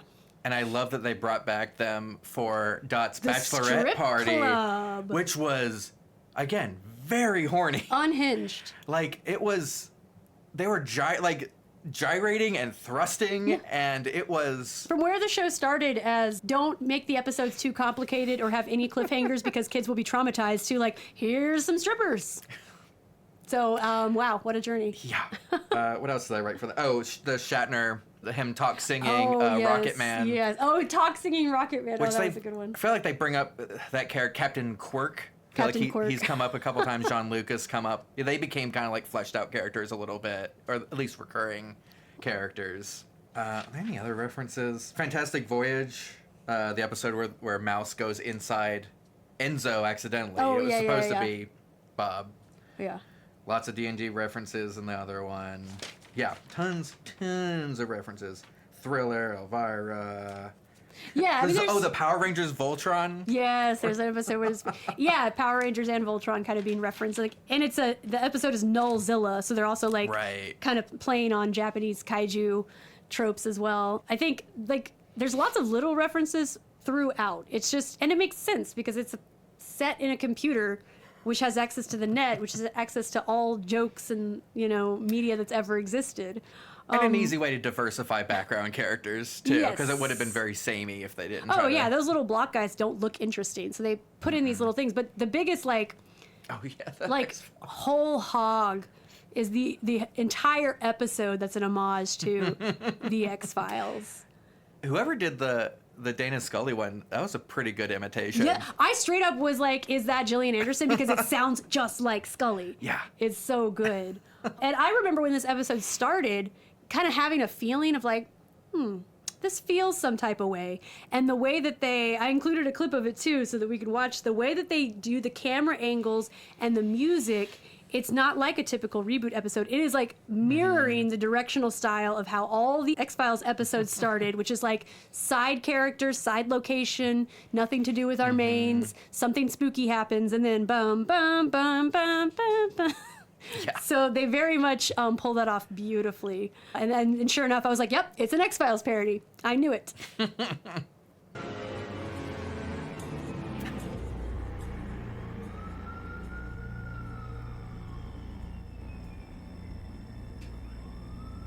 Here.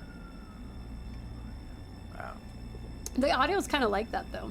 Like, it's quiet. Oh, yeah, okay. It's ominous, like an X-Files. Like, even the lighting looks like an X-Files episode. And this would have... They would have had to, like... Doing the camera fake- angle from in the dumpster. They probably would have had to fake a lot of those shadows, too. Garbage out. Isn't that right, Al? That's a recurring gag that And grew I on love me. it every time, yeah. Every time. Like this camera angle, Oh, like from the yeah. eyes of the monster. I mean, even shades of, like, Alien.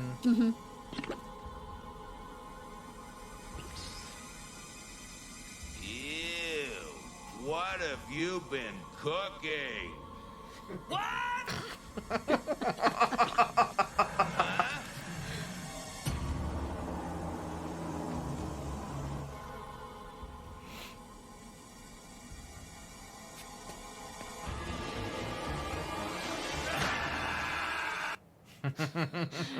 Trust No One is the name of the episode. I feel like I didn't even pick up that it was an X-Files reference until the fax modem and... No, it occurred to me, like, I mean, Scuzzy and or I think whatever. that says something. First of all, let us please remember the chokehold that the X-Files had on pop culture in the 90s. I mean, it was just, it's weird because I feel like I forget about it. And then when I remember, I'm like, man, X-Files was the 90s. Like, this was everything. This was the most captivating, most creative TV show. And it was so distinct that, like, I recognized the feel and the vibe and the angles that they mimicked perfectly. And then we actually do get to meet Fax Modem and Scuzzy, which I have a clip of them too because they're just so good. But also, it's not just a joke, right? It's not just like, we're gonna do an X-Files episode, because they bring in droplets of lore that becomes hugely important through the rest of the series. Data Nully. Data Nully, oh, that's adorable. Oh my god, she sounds just like Gillian Like, Anderson. I guess they couldn't say Scuzzy because they already They have had a character. Scuzzy is the cat. Data Nully's way better. Oh. Oh yeah, perfect.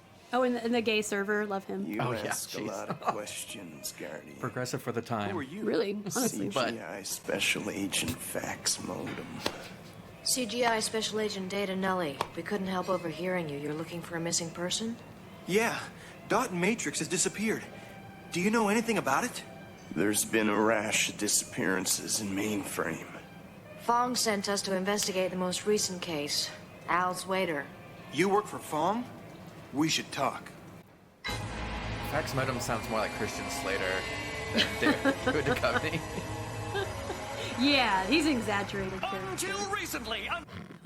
Masterful, Yes. amazing, love that. And there's, I think, less references as the show goes on because, I mean, there's because they have built their lore. By seasons 3 and 4, they're able to tell their own stories. But there are a few. I think one season 3 episode.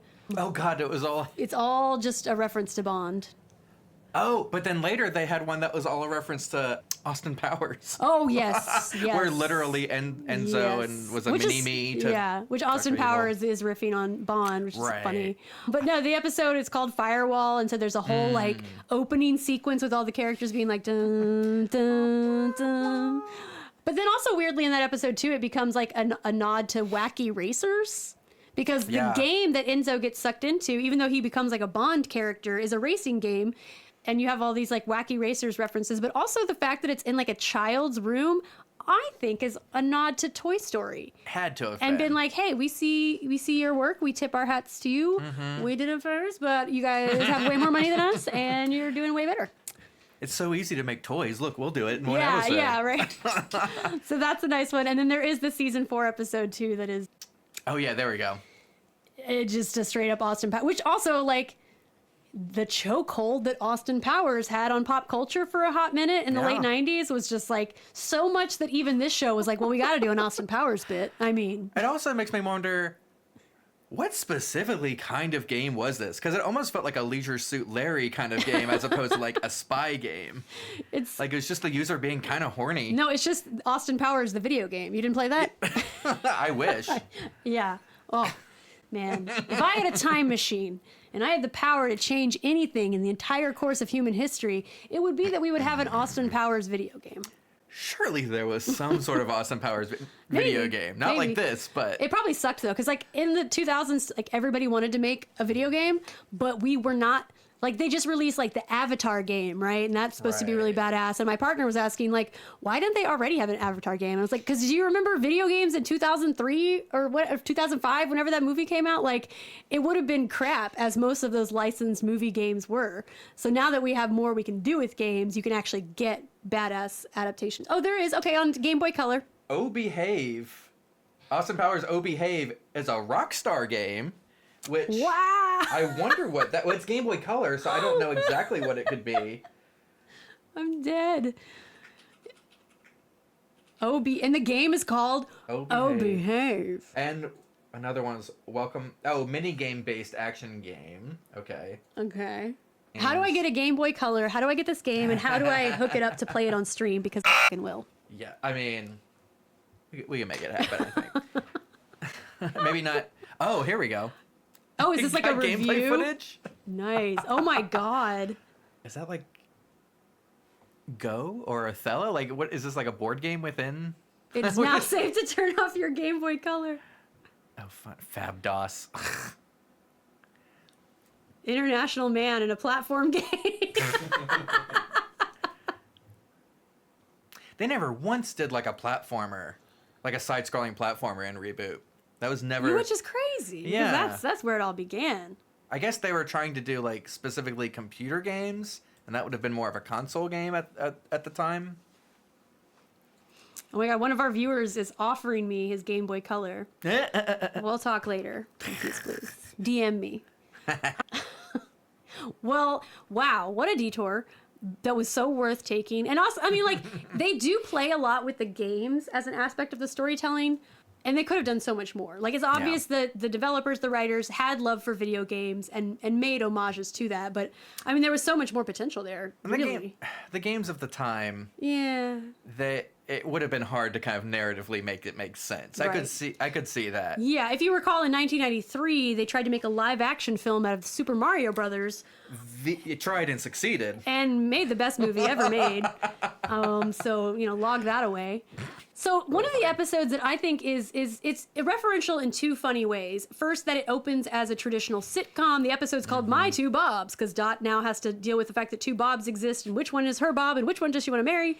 And in that whole, like, there's like a laugh track, and then like they also make self-referential jokes like, here's Cecil, our foreign comedy relief, or whatever. And just it's the most meta episode of the whole series, I think, too, because at the end, Dot is talking to Fong about, well, old Bob, he sounds right. And it's because they literally brought back the original voice actor who sounded the way... Yes. It was a different voice actor for the original Bob? Season 3... I didn't even pick up on that. Season 3 was a new Bob voice actor.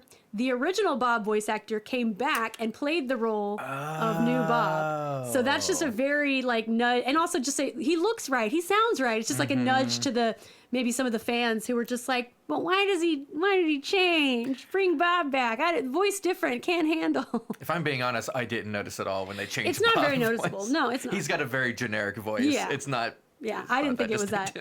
I didn't think it was that noticeable. But the other hilarious part, aside of this being a very meta episode and like really diving deep into just like being self-aware of this is what our show is. They also have this insane Pokemon. Yeah, reference. Which would have been, 2001. It was maybe Gold and Silver had come out by this point. But they do specifically reference that there's like 150. Yeah. Oh yeah. It's like different ones that you oh no, the user has 150. He was like, he caught them all. And honestly, a more accurate representation of what the game was like than the actual Pokemon TV show. Well, it's interesting, too, because even in the Pokemon parody part of the episode, they also get really meta about, like, anime and Pokemon. Right. And Bob is trapped in the little Pokeball knockoff. And within the ball, like, Enzo's explaining the game to him. And he makes what I think is the funniest joke ever. Because, like, I've always said this about Pokemon. I'm not a Pokemon fan. I don't know much of the lore. Haven't played the games. But I'm just like, so you mean to tell me that, like, you trap these little animals and force them to, like, cage fight each other? Only let them out to fight. Yeah, and that's what Bob says. He's like, that is sick.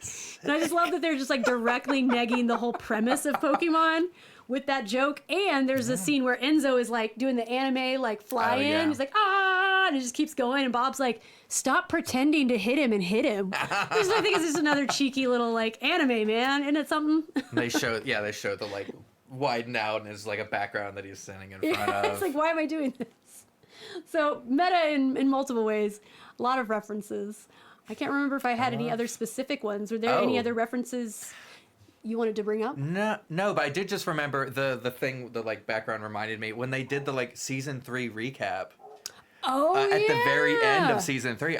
I love that. I kind of wish that would have been. That was also extremely meta of just like, we're going to make a musical about the season you just watched. And it kind of helped because I was kind of having a hard time following what was happening. It was like 3 distinct arcs in a season, and it did happen fast. So it was kind of cool the way they summarized it. I noticed that the dot matrix in it had the like mono breasts. Right. Oh, yeah, because it was original dot. Yeah. Before the upgrade, before the boob upgrade. Boob Stereo. graphics really went wild after 1997. This is not so much a commentary on references, but I did want to, there are references. We've talked about it already. It became so horny. So horny. And I will say that, like, I watched the first few episodes with my partner, and then just last night when I was finishing season 4, he watched with me, and he was just like, this is way raunchier than I remember. And I'm like, oh, yeah. It was already, like, Hexadecimal, even before her costume change, was already a very sexual character. Mm-hmm. I mean, I think I could write a whole video essay just on, like, why she is without being overt with the bondage outfits that she gets later in season. She's very sexual, and you pick up on the sexual tension between her and Bob like immediately. Right. Even in those highly censored first season episodes, you pick up on like she's hot for Bob. It's immediate. It's obviously immediate. Like she wants Bob. Even as a kid, I knew it, and I definitely see it now as an adult. And it gets increasingly sexual as the show goes on. Part of that maybe because they're so excited to have the chains lifted, they're turning their nose up. But like Enzo and Andrea, when they get their grown-up versions, like they had no right to make them as hot as they were. It honestly feels a little weird. It feels a little uncomfortable. Especially because you've known this character only as just like the derpiest little boy. I mean, he's just like such an archetype of a little boy. He's like Bart Simpson, but with a heart of gold, you know? And then Andrea's like, Daddy comes in, and Andrea's like, she's just so innocent and just like, what is happening? What's going on? It's jarring. Yes, what they do, and she calls him the adult lover. Yes, that is something. That is a line that stuck with me as a child. Like I heard it in my head a lot. Too late, lover. Like I could hear that in my head, and it wasn't until I rewatched that episode. It's like, this has been with me since I was 13 years old. Like I've never forgotten the way she called him lover, and the way that must have been incredibly startling to me from a cartoon show. There's all kinds of stuff with Hexadecimal basically sexually assaulting Bob. It gets wild, but I think the strip club scene and then Dot getting pulled on stage at the strip club and Mouse slapping her on the ass. That's maybe 2 episodes from the end of the series, and it's just like, wow, guys, you really wanted to see just how far you could take it, because that was some of the just most wildly sexual. The ass slapping is just like, okay. And I think also it's like a playful moment between 2 women, like, I'm gonna slap your ass, honey. But I think that leads into some of the queer references that the show has. The most obvious being, the YMCA dancers. Right. But also the waiter at Al's. He exists as a character in season 2, and we get kind of that he's like a sassy roller skate waiter. But when they reintroduce the character in season 4, I mean, he's just, there's no way to not mask that what they were doing is saying this is a homosexual character. Oh, yeah. And I say that because that's the word that we were still using back then, right? But in a way, it was progressive and provocative, because there's a scene where like Bob is like, am I just a copy?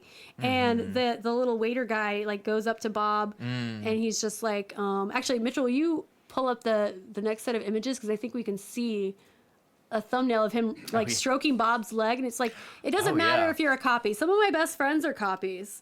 What matters is that you're true to yourself. And he's like, rubs his leg for a minute, and Bob's just like, he's like, okay. So it's just like a very interesting way to say that. And like, you can see like, he's just like on roller skates and he's doing and there's a scene too at the wedding fitting where he's in the dressing rooms, and he pops into a dressing room, like, how's everybody doing in here? And they're like, get out. And he's like, okay, fine. And looks at the camera and says, come out whenever you're ready. Which, like, Disney could never. I mean, they still can't do that. It was, yeah, no, exactly. I mean, it was very much, and in some ways you might be like, maybe they went a little too hard on the flamboyance as a stereotype for gay people. It's very 90s, but I still think that that's, the fact that they were willing to be like, hey, children, gay people exist, was revolutionary at the time. And I also think within Dot, we see glimpses of like maybe non-binary identity. When she turns into like a badass war room mistress, they all call her Sir. Yeah. And at one point they're like, sorry, ma'am. And Enzo's like, it's fine, call her Sir. Yeah. And she doesn't correct him. And it's just kind of like, yeah, Dot is, defying gender. She even, when she has like the really big gun in one episode, is just like, looks at Mouse and is like, does this make me too butch? Yeah. Which is, it's kind of a cheeky thing to say on a kid's show too. And she like in the Elvira dress like falls over and is like, this is stupid. Who would wear this? Like she does a lot, even though they clearly make her like a va-va-voom, like they sexualize her design so much, but then also have these cool ways where she's kind of genderless, which I think is cool. The Ma'am Sir thing might have been a subtle reference to Voyager too, because I feel like that came up in the first episode of Voyager. Would make perfect sense based on the other references that they've dropped. Right. I knew it wasn't going to happen, but I was like, I really want Dot and Mouse to get together. Oh yeah, I felt like they had more chemistry. Oh, I feel the vibe Bob. there, absolutely. But I was also like a child of bi panic, so like I wanted all the female characters always over the boys. Like, no, the girls are better together. Which I didn't fully understand at 13, but I grew to understand what that meant about me. So I think we can move into our 5 picks, right? Yes. So Corey has assured me that he did his homework this time. I did my homework and it's fabulous. And we have 5 talking points for each series. The first is, what is our 5-word summary of the show? Do you want to go first? I did a couple of them. Okay. I think I couldn't. They're mostly jokes because I couldn't really figure out like how do you explain this. But why is Reboot? One of them is the users must be crazy. That's really good. Just get a sector already, which I think was a line. And one, GameCube did 9/11. Oh my God! No, Corey, no, too soon. 2023, too soon. Just no context. That's ridiculous. No, yeah, it is. You're right. But that's basically. I took mine a little more seriously. Sorry. It's kind of 6 words, so just turn the and into an ampersand, which I just quickly have to reference that there is a joke in the show where they throw an ampersand out of the bar and then they go, and stay out. I said it along with it because I knew where it was going. I was like, oh my God, that's brilliant. I love that so much. I stand a grammar joke for Love sure. it. But mine is trailblazing meditation on identity and technology. That's good. Yeah. Yeah. We're just gonna roll with it. Peak? Want to do Peak next? Yes. Yeah, because I get the feeling already just from what you said that we have opposite feelings about this. So tell me your peak. My peak was the Damon arc. I thought that whole specifically that first part of season 4. I feel like that was the peak. Really, really loved the idea of this like cult leader, basically that comes through, and the idea that you aren't quite sure watching this. Is Damon actually? I mean, she is a virus, but is she wrong? Is what she's doing maybe that is inevitable? That is what is the way things are going, and it isn't until like the very end that you realize, oh no, it's a suicide cult. Yeah, I mean, I do the way they play with religious iconography too. Is like they never would have done that in the earlier seasons, and it kind of reminds me of an anime that was released in 1998. It's called Serial Experiments Lane. I've never heard of that. And it easily fits in the same vein as Reboot, other than like it was for mature audiences from the get-go. There's nothing like children's show about it, but it's very much a short 13-episode series about like basically a young girl who becomes the internet, or it's just like it's a weird kind of almost abstract exploration of what the internet is at the end of the 20th century in the late 90s. And there's some similar like religious parallels that they draw too, like and I think that was amongst the discourse about we have the internet now, what does that mean. There were people who were like, well, it's kind of like a cult, or it's kind of like a religion for people, I mean there's and then the whole idea of like the user being God. I mean there's something very 90s about that extrapolation. The web is inevitable. I think my peak, I lost it for a second. Oh, my peak was Enzo. Big Enzo. Enzo. Just the idea of big Enzo. just the character design. No, I because I kind of hated Enzo as a character in the early. I was just he was just very annoying. He was too much of a stereotype. He was too much of just like, I want to be a big kid, and just he got on your nerves. And I think the fact that they took a character that I thought was kind of blah, and it was just like, okay, but what if our paragon of innocence, Enzo, like, what if he goes through something horrifically traumatic? And it's with that trauma that we see, it opens up a whole new world for storytelling in the show for me.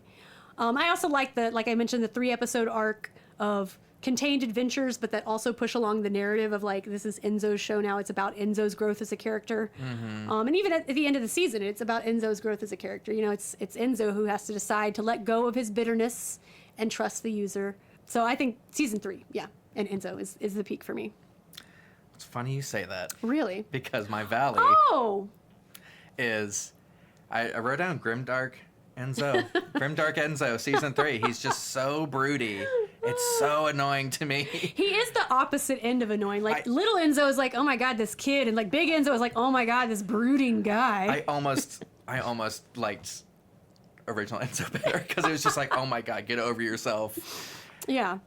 I can totally see that. Yeah, and also, Andrea, she had no other choice but to be with him. Yeah, it's true. Really. It just felt, I don't know, icky or something. I didn't care for it. It felt weird. Yeah, it felt weird, and it's also like, man, there's like so much story that we missed there, right? Like, they grew all the way up. They fell in love. It's not like we see them and then they fall in love. It's like, oh no, they've just been lovers. Yeah. Living, surviving the game. It's like a wild turn, really. And there's no clear explanation as to the timetable that sprites grow. Because Enzo had his birthday, and it just kind of like recompiled. He gained a number. Well, it was 01 and then 10, which I think is probably another binary joke, but I didn't look it up. Yeah. Like the 01 is 1 and 10 is 2, maybe. Yeah, that makes sense. So yeah, it's just wild. How long exactly were they in the games? Because and how did he get so big? Because Bob is not. No other character is as big as Big Enzo. He had to get ripped to survive the games. Sure. What are you thinking? He went to the Reboot gym. Yeah.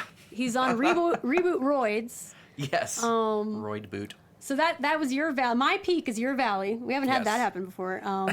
My valley. I'm gonna have to consult my notes. What did I say my valley was? Oh, season 1. Yeah. Which is like, how can you have a valley when you haven't had a peak yet? But like, to me, it just like started out in a valley, and until Identity Crisis, where we finally have a 2-part episode and we get to see so much more depth to Dot. Pass. Watch the Crimson Biome, and then the last 3 episodes of season 1. The rest, take it or leave it. Didn't do anything for me. I suppose anything like super story related, they'll do like a previously on, or they do a good job of like explaining earlier in the episode, like, oh, this is a user, is a something. Yeah. It's a god, basically. So I think I am softening on my valley, because hearing you explain it, it is like, okay, it's like I get what they're trying to do, but I just feel like they could have done better. Yeah, it's not. I mean, yeah, I get everything that annoys you. I'm looking at through a modern lens as opposed to what the culture was at the time. Yeah, I mean, his whole arc is also very Xena Hercules, which is like, yes, love Xena Hercules, love episodic adventures that also have an arc. Syndicated television was just a special thing. Yes. What's next? Feels-worthy moment. Yes. Okay. So for me, Hex's sacrifice at the end of the Daemon arc. That's a good one. Because I was excited that like, oh, I love a good villain redemption. So season 4, episode 4. Even when Bob first healed her and the mask started moving, like they had the lip sync, it just felt like, oh, that's amazing. She actually is less crazy, or she feels more whole, because you kind of visually see her fragmentation, her struggle up until that moment with the idea of like the masks only change when she moves her hand in front of it, and even a little later when it was like cracked because of Megabyte, which I wonder if that's being referenced in Steven Universe Future. Volleyball, the character has a permanent crack, right? That is a visual representation of mental trauma. It's hard to. I feel like this show obviously changed animation, right? Is the first, but I don't think you see a ton of its influence like directly all the time. Like I don't feel like I Really? watch something I'm like, oh, clearly a reboot reference. You know, it's just I don't know. It's just one of those things. My feels-worthy moment was the wedding. Oh yeah.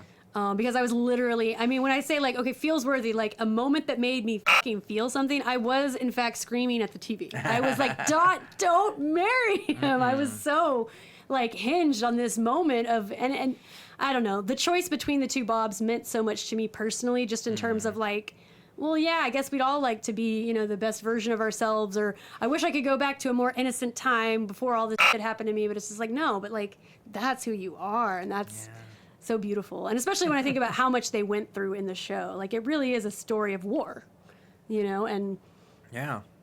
like maintaining family through a time of war.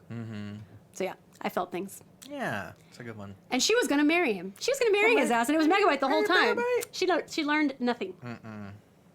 Next one. And finally, Untapped potential.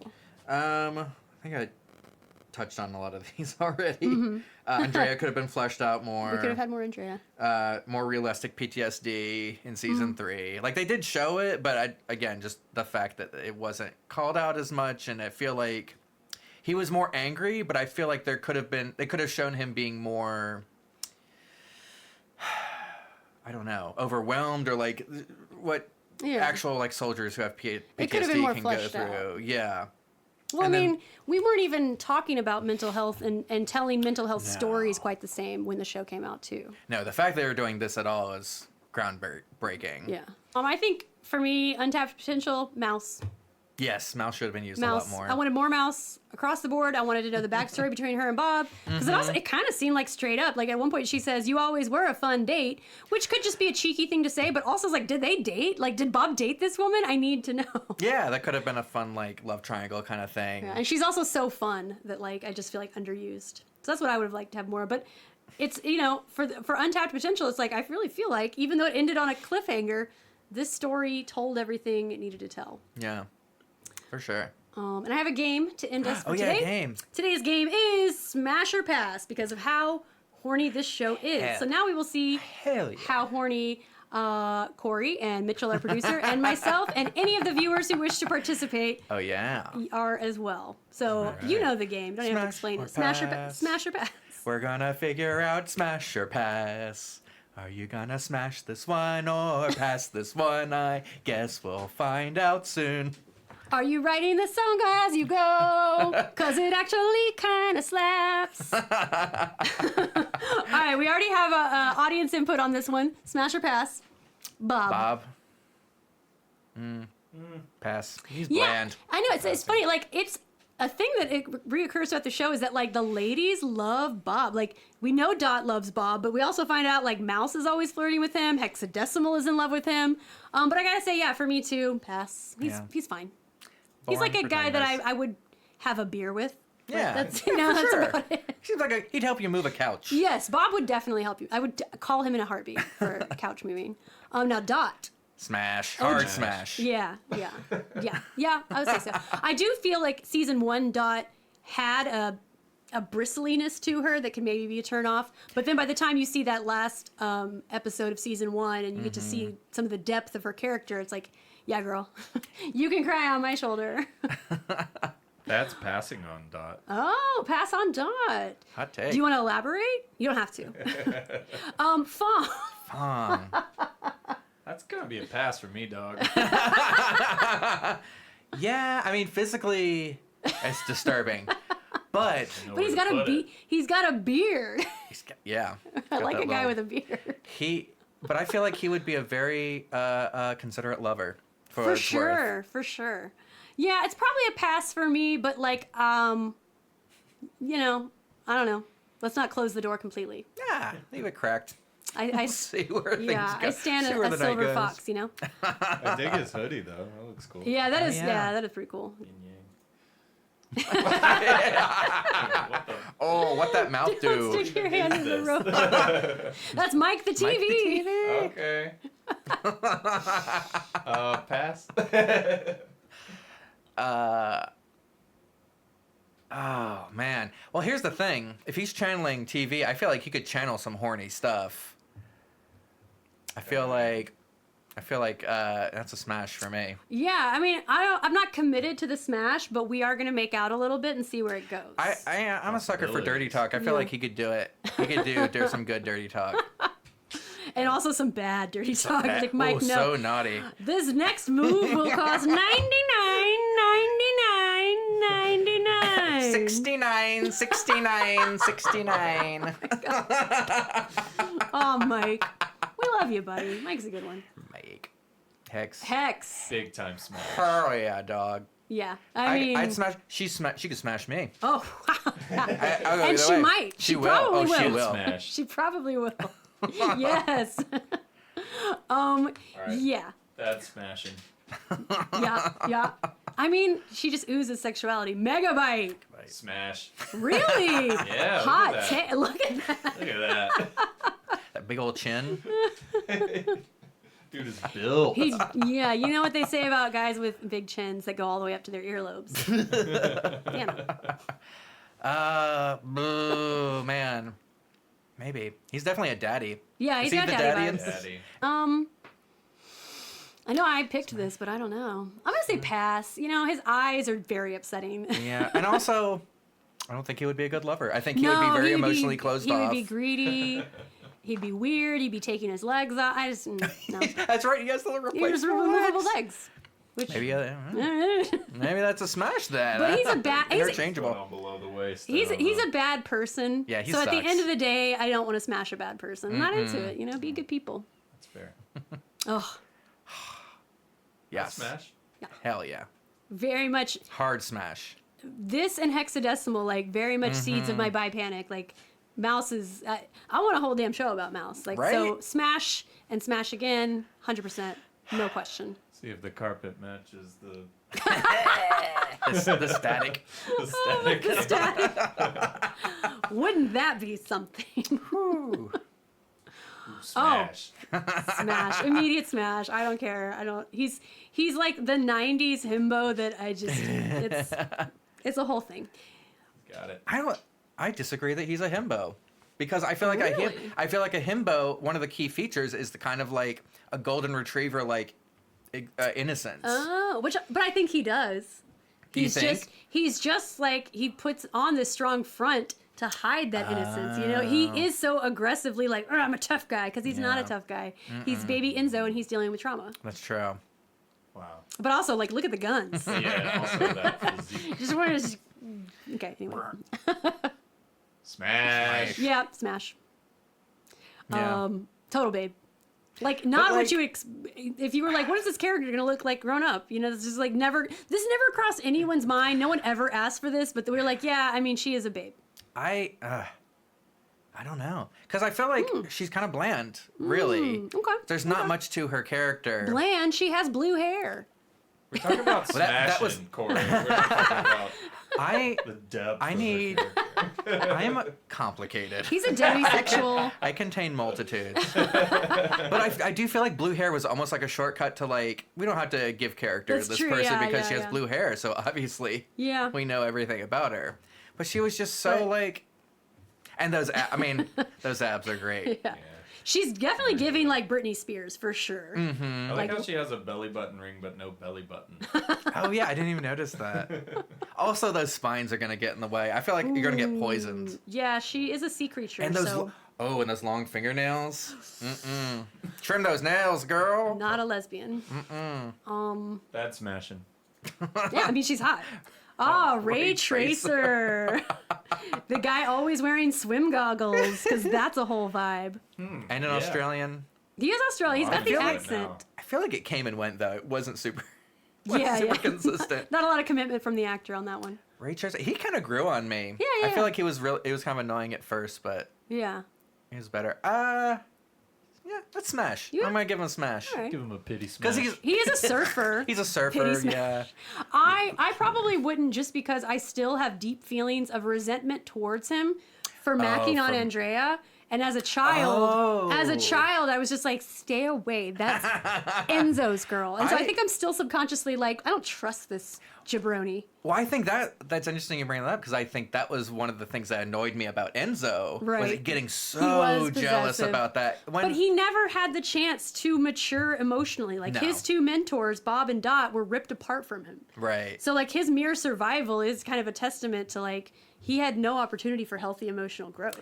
And his idea of what like a romantic relationship is Bob and Dot like which is problematic. Bickering and like Oh, I didn't will think they about that. won't they? Yeah, you're right. So it makes sense. Yeah. Why? Crimson Bino. All of them at once? No, that's just the best picture I could find. But I mean, hey, it's your party. Pirate orgy, hell yeah. Yeah, I'm into that. Hell yeah. I definitely, especially Princess. Oh yeah, and then bring in the whatever.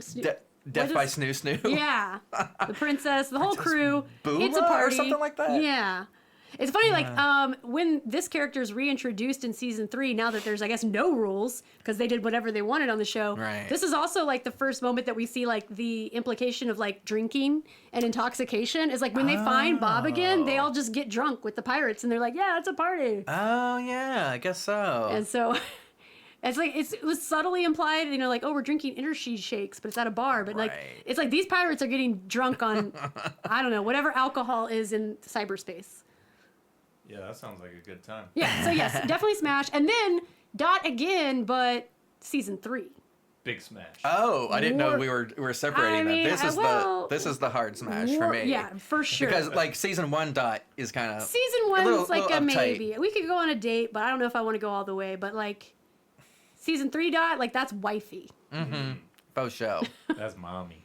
And the texture on her little suit. It's like, I was like, I have to cosplay this. And I was like, girl, don't cosplay this obscure ass. But like, you did this. If you did the skin tone, maybe. Yeah. And the Reboot logo. I there think do seem to be more on people that remember Reboot than I ever dreamed. So. Damon? Smash. Yeah, smash. Yeah. Would smash. Pass. That accent is hot. And see, I hate. That's smashing. I don't like the accent. I don't like the Christian fundamentalism. Well, she's not for me. Certainly not the Christian fundamental. Wasn't aware of that. But then also like if she's like reading your mind and like, well, I guess she'd be controlling though. You wouldn't be your Okay, I changed my mind. Pass. She seems like a dull lover. I don't know. That's true. French people are known as being very romantic, but I'm willing to bet like meh. I bet they're not. And then finally, Glitch Bob. Glitch Bob. Yeah. Yeah. Smash, not pass. Yes, definitely smash. Because he it feels like he had a lot of character growth. Yeah. Merging with Glitch and becoming kind of a messianic figure. Yeah, and he's like scruffy, and he's got like the I like a scruffy bro. It looks. I wonder if it's a direct reference, but it reminds me a lot of the Trill markings in Star Trek. Oh, I'm sure it's a reference. Okay. Yeah. Because it's basically Trill look like people, but they have like spots on their face. I do like the way they the web is like nautical. Mm-hmm. It's like kind of like. The bottom of the ocean is still the only places, like we haven't really explored. I like that aesthetic choice. Yeah. No, the scales aren't doing it for me. I'm going to pass. Okay, fair enough. Fair enough. Some people have a texture thing. Oh, I can see that. That's totally fair.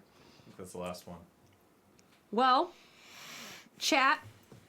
Yeah. Any questions or comments that we should address? Oh, wow. We went longer than I thought we would. We always do. Do we want to tease out what our next Oh yeah, we can say that it was referenced in Reboot, so the next one we're going to do, next but we're not episode going to of say Disco Lemonade, we won't say it, but it is one of the things, the properties referenced in the show itself. So you're doing Austin Powers next? Don't spoiler. Oh, sorry.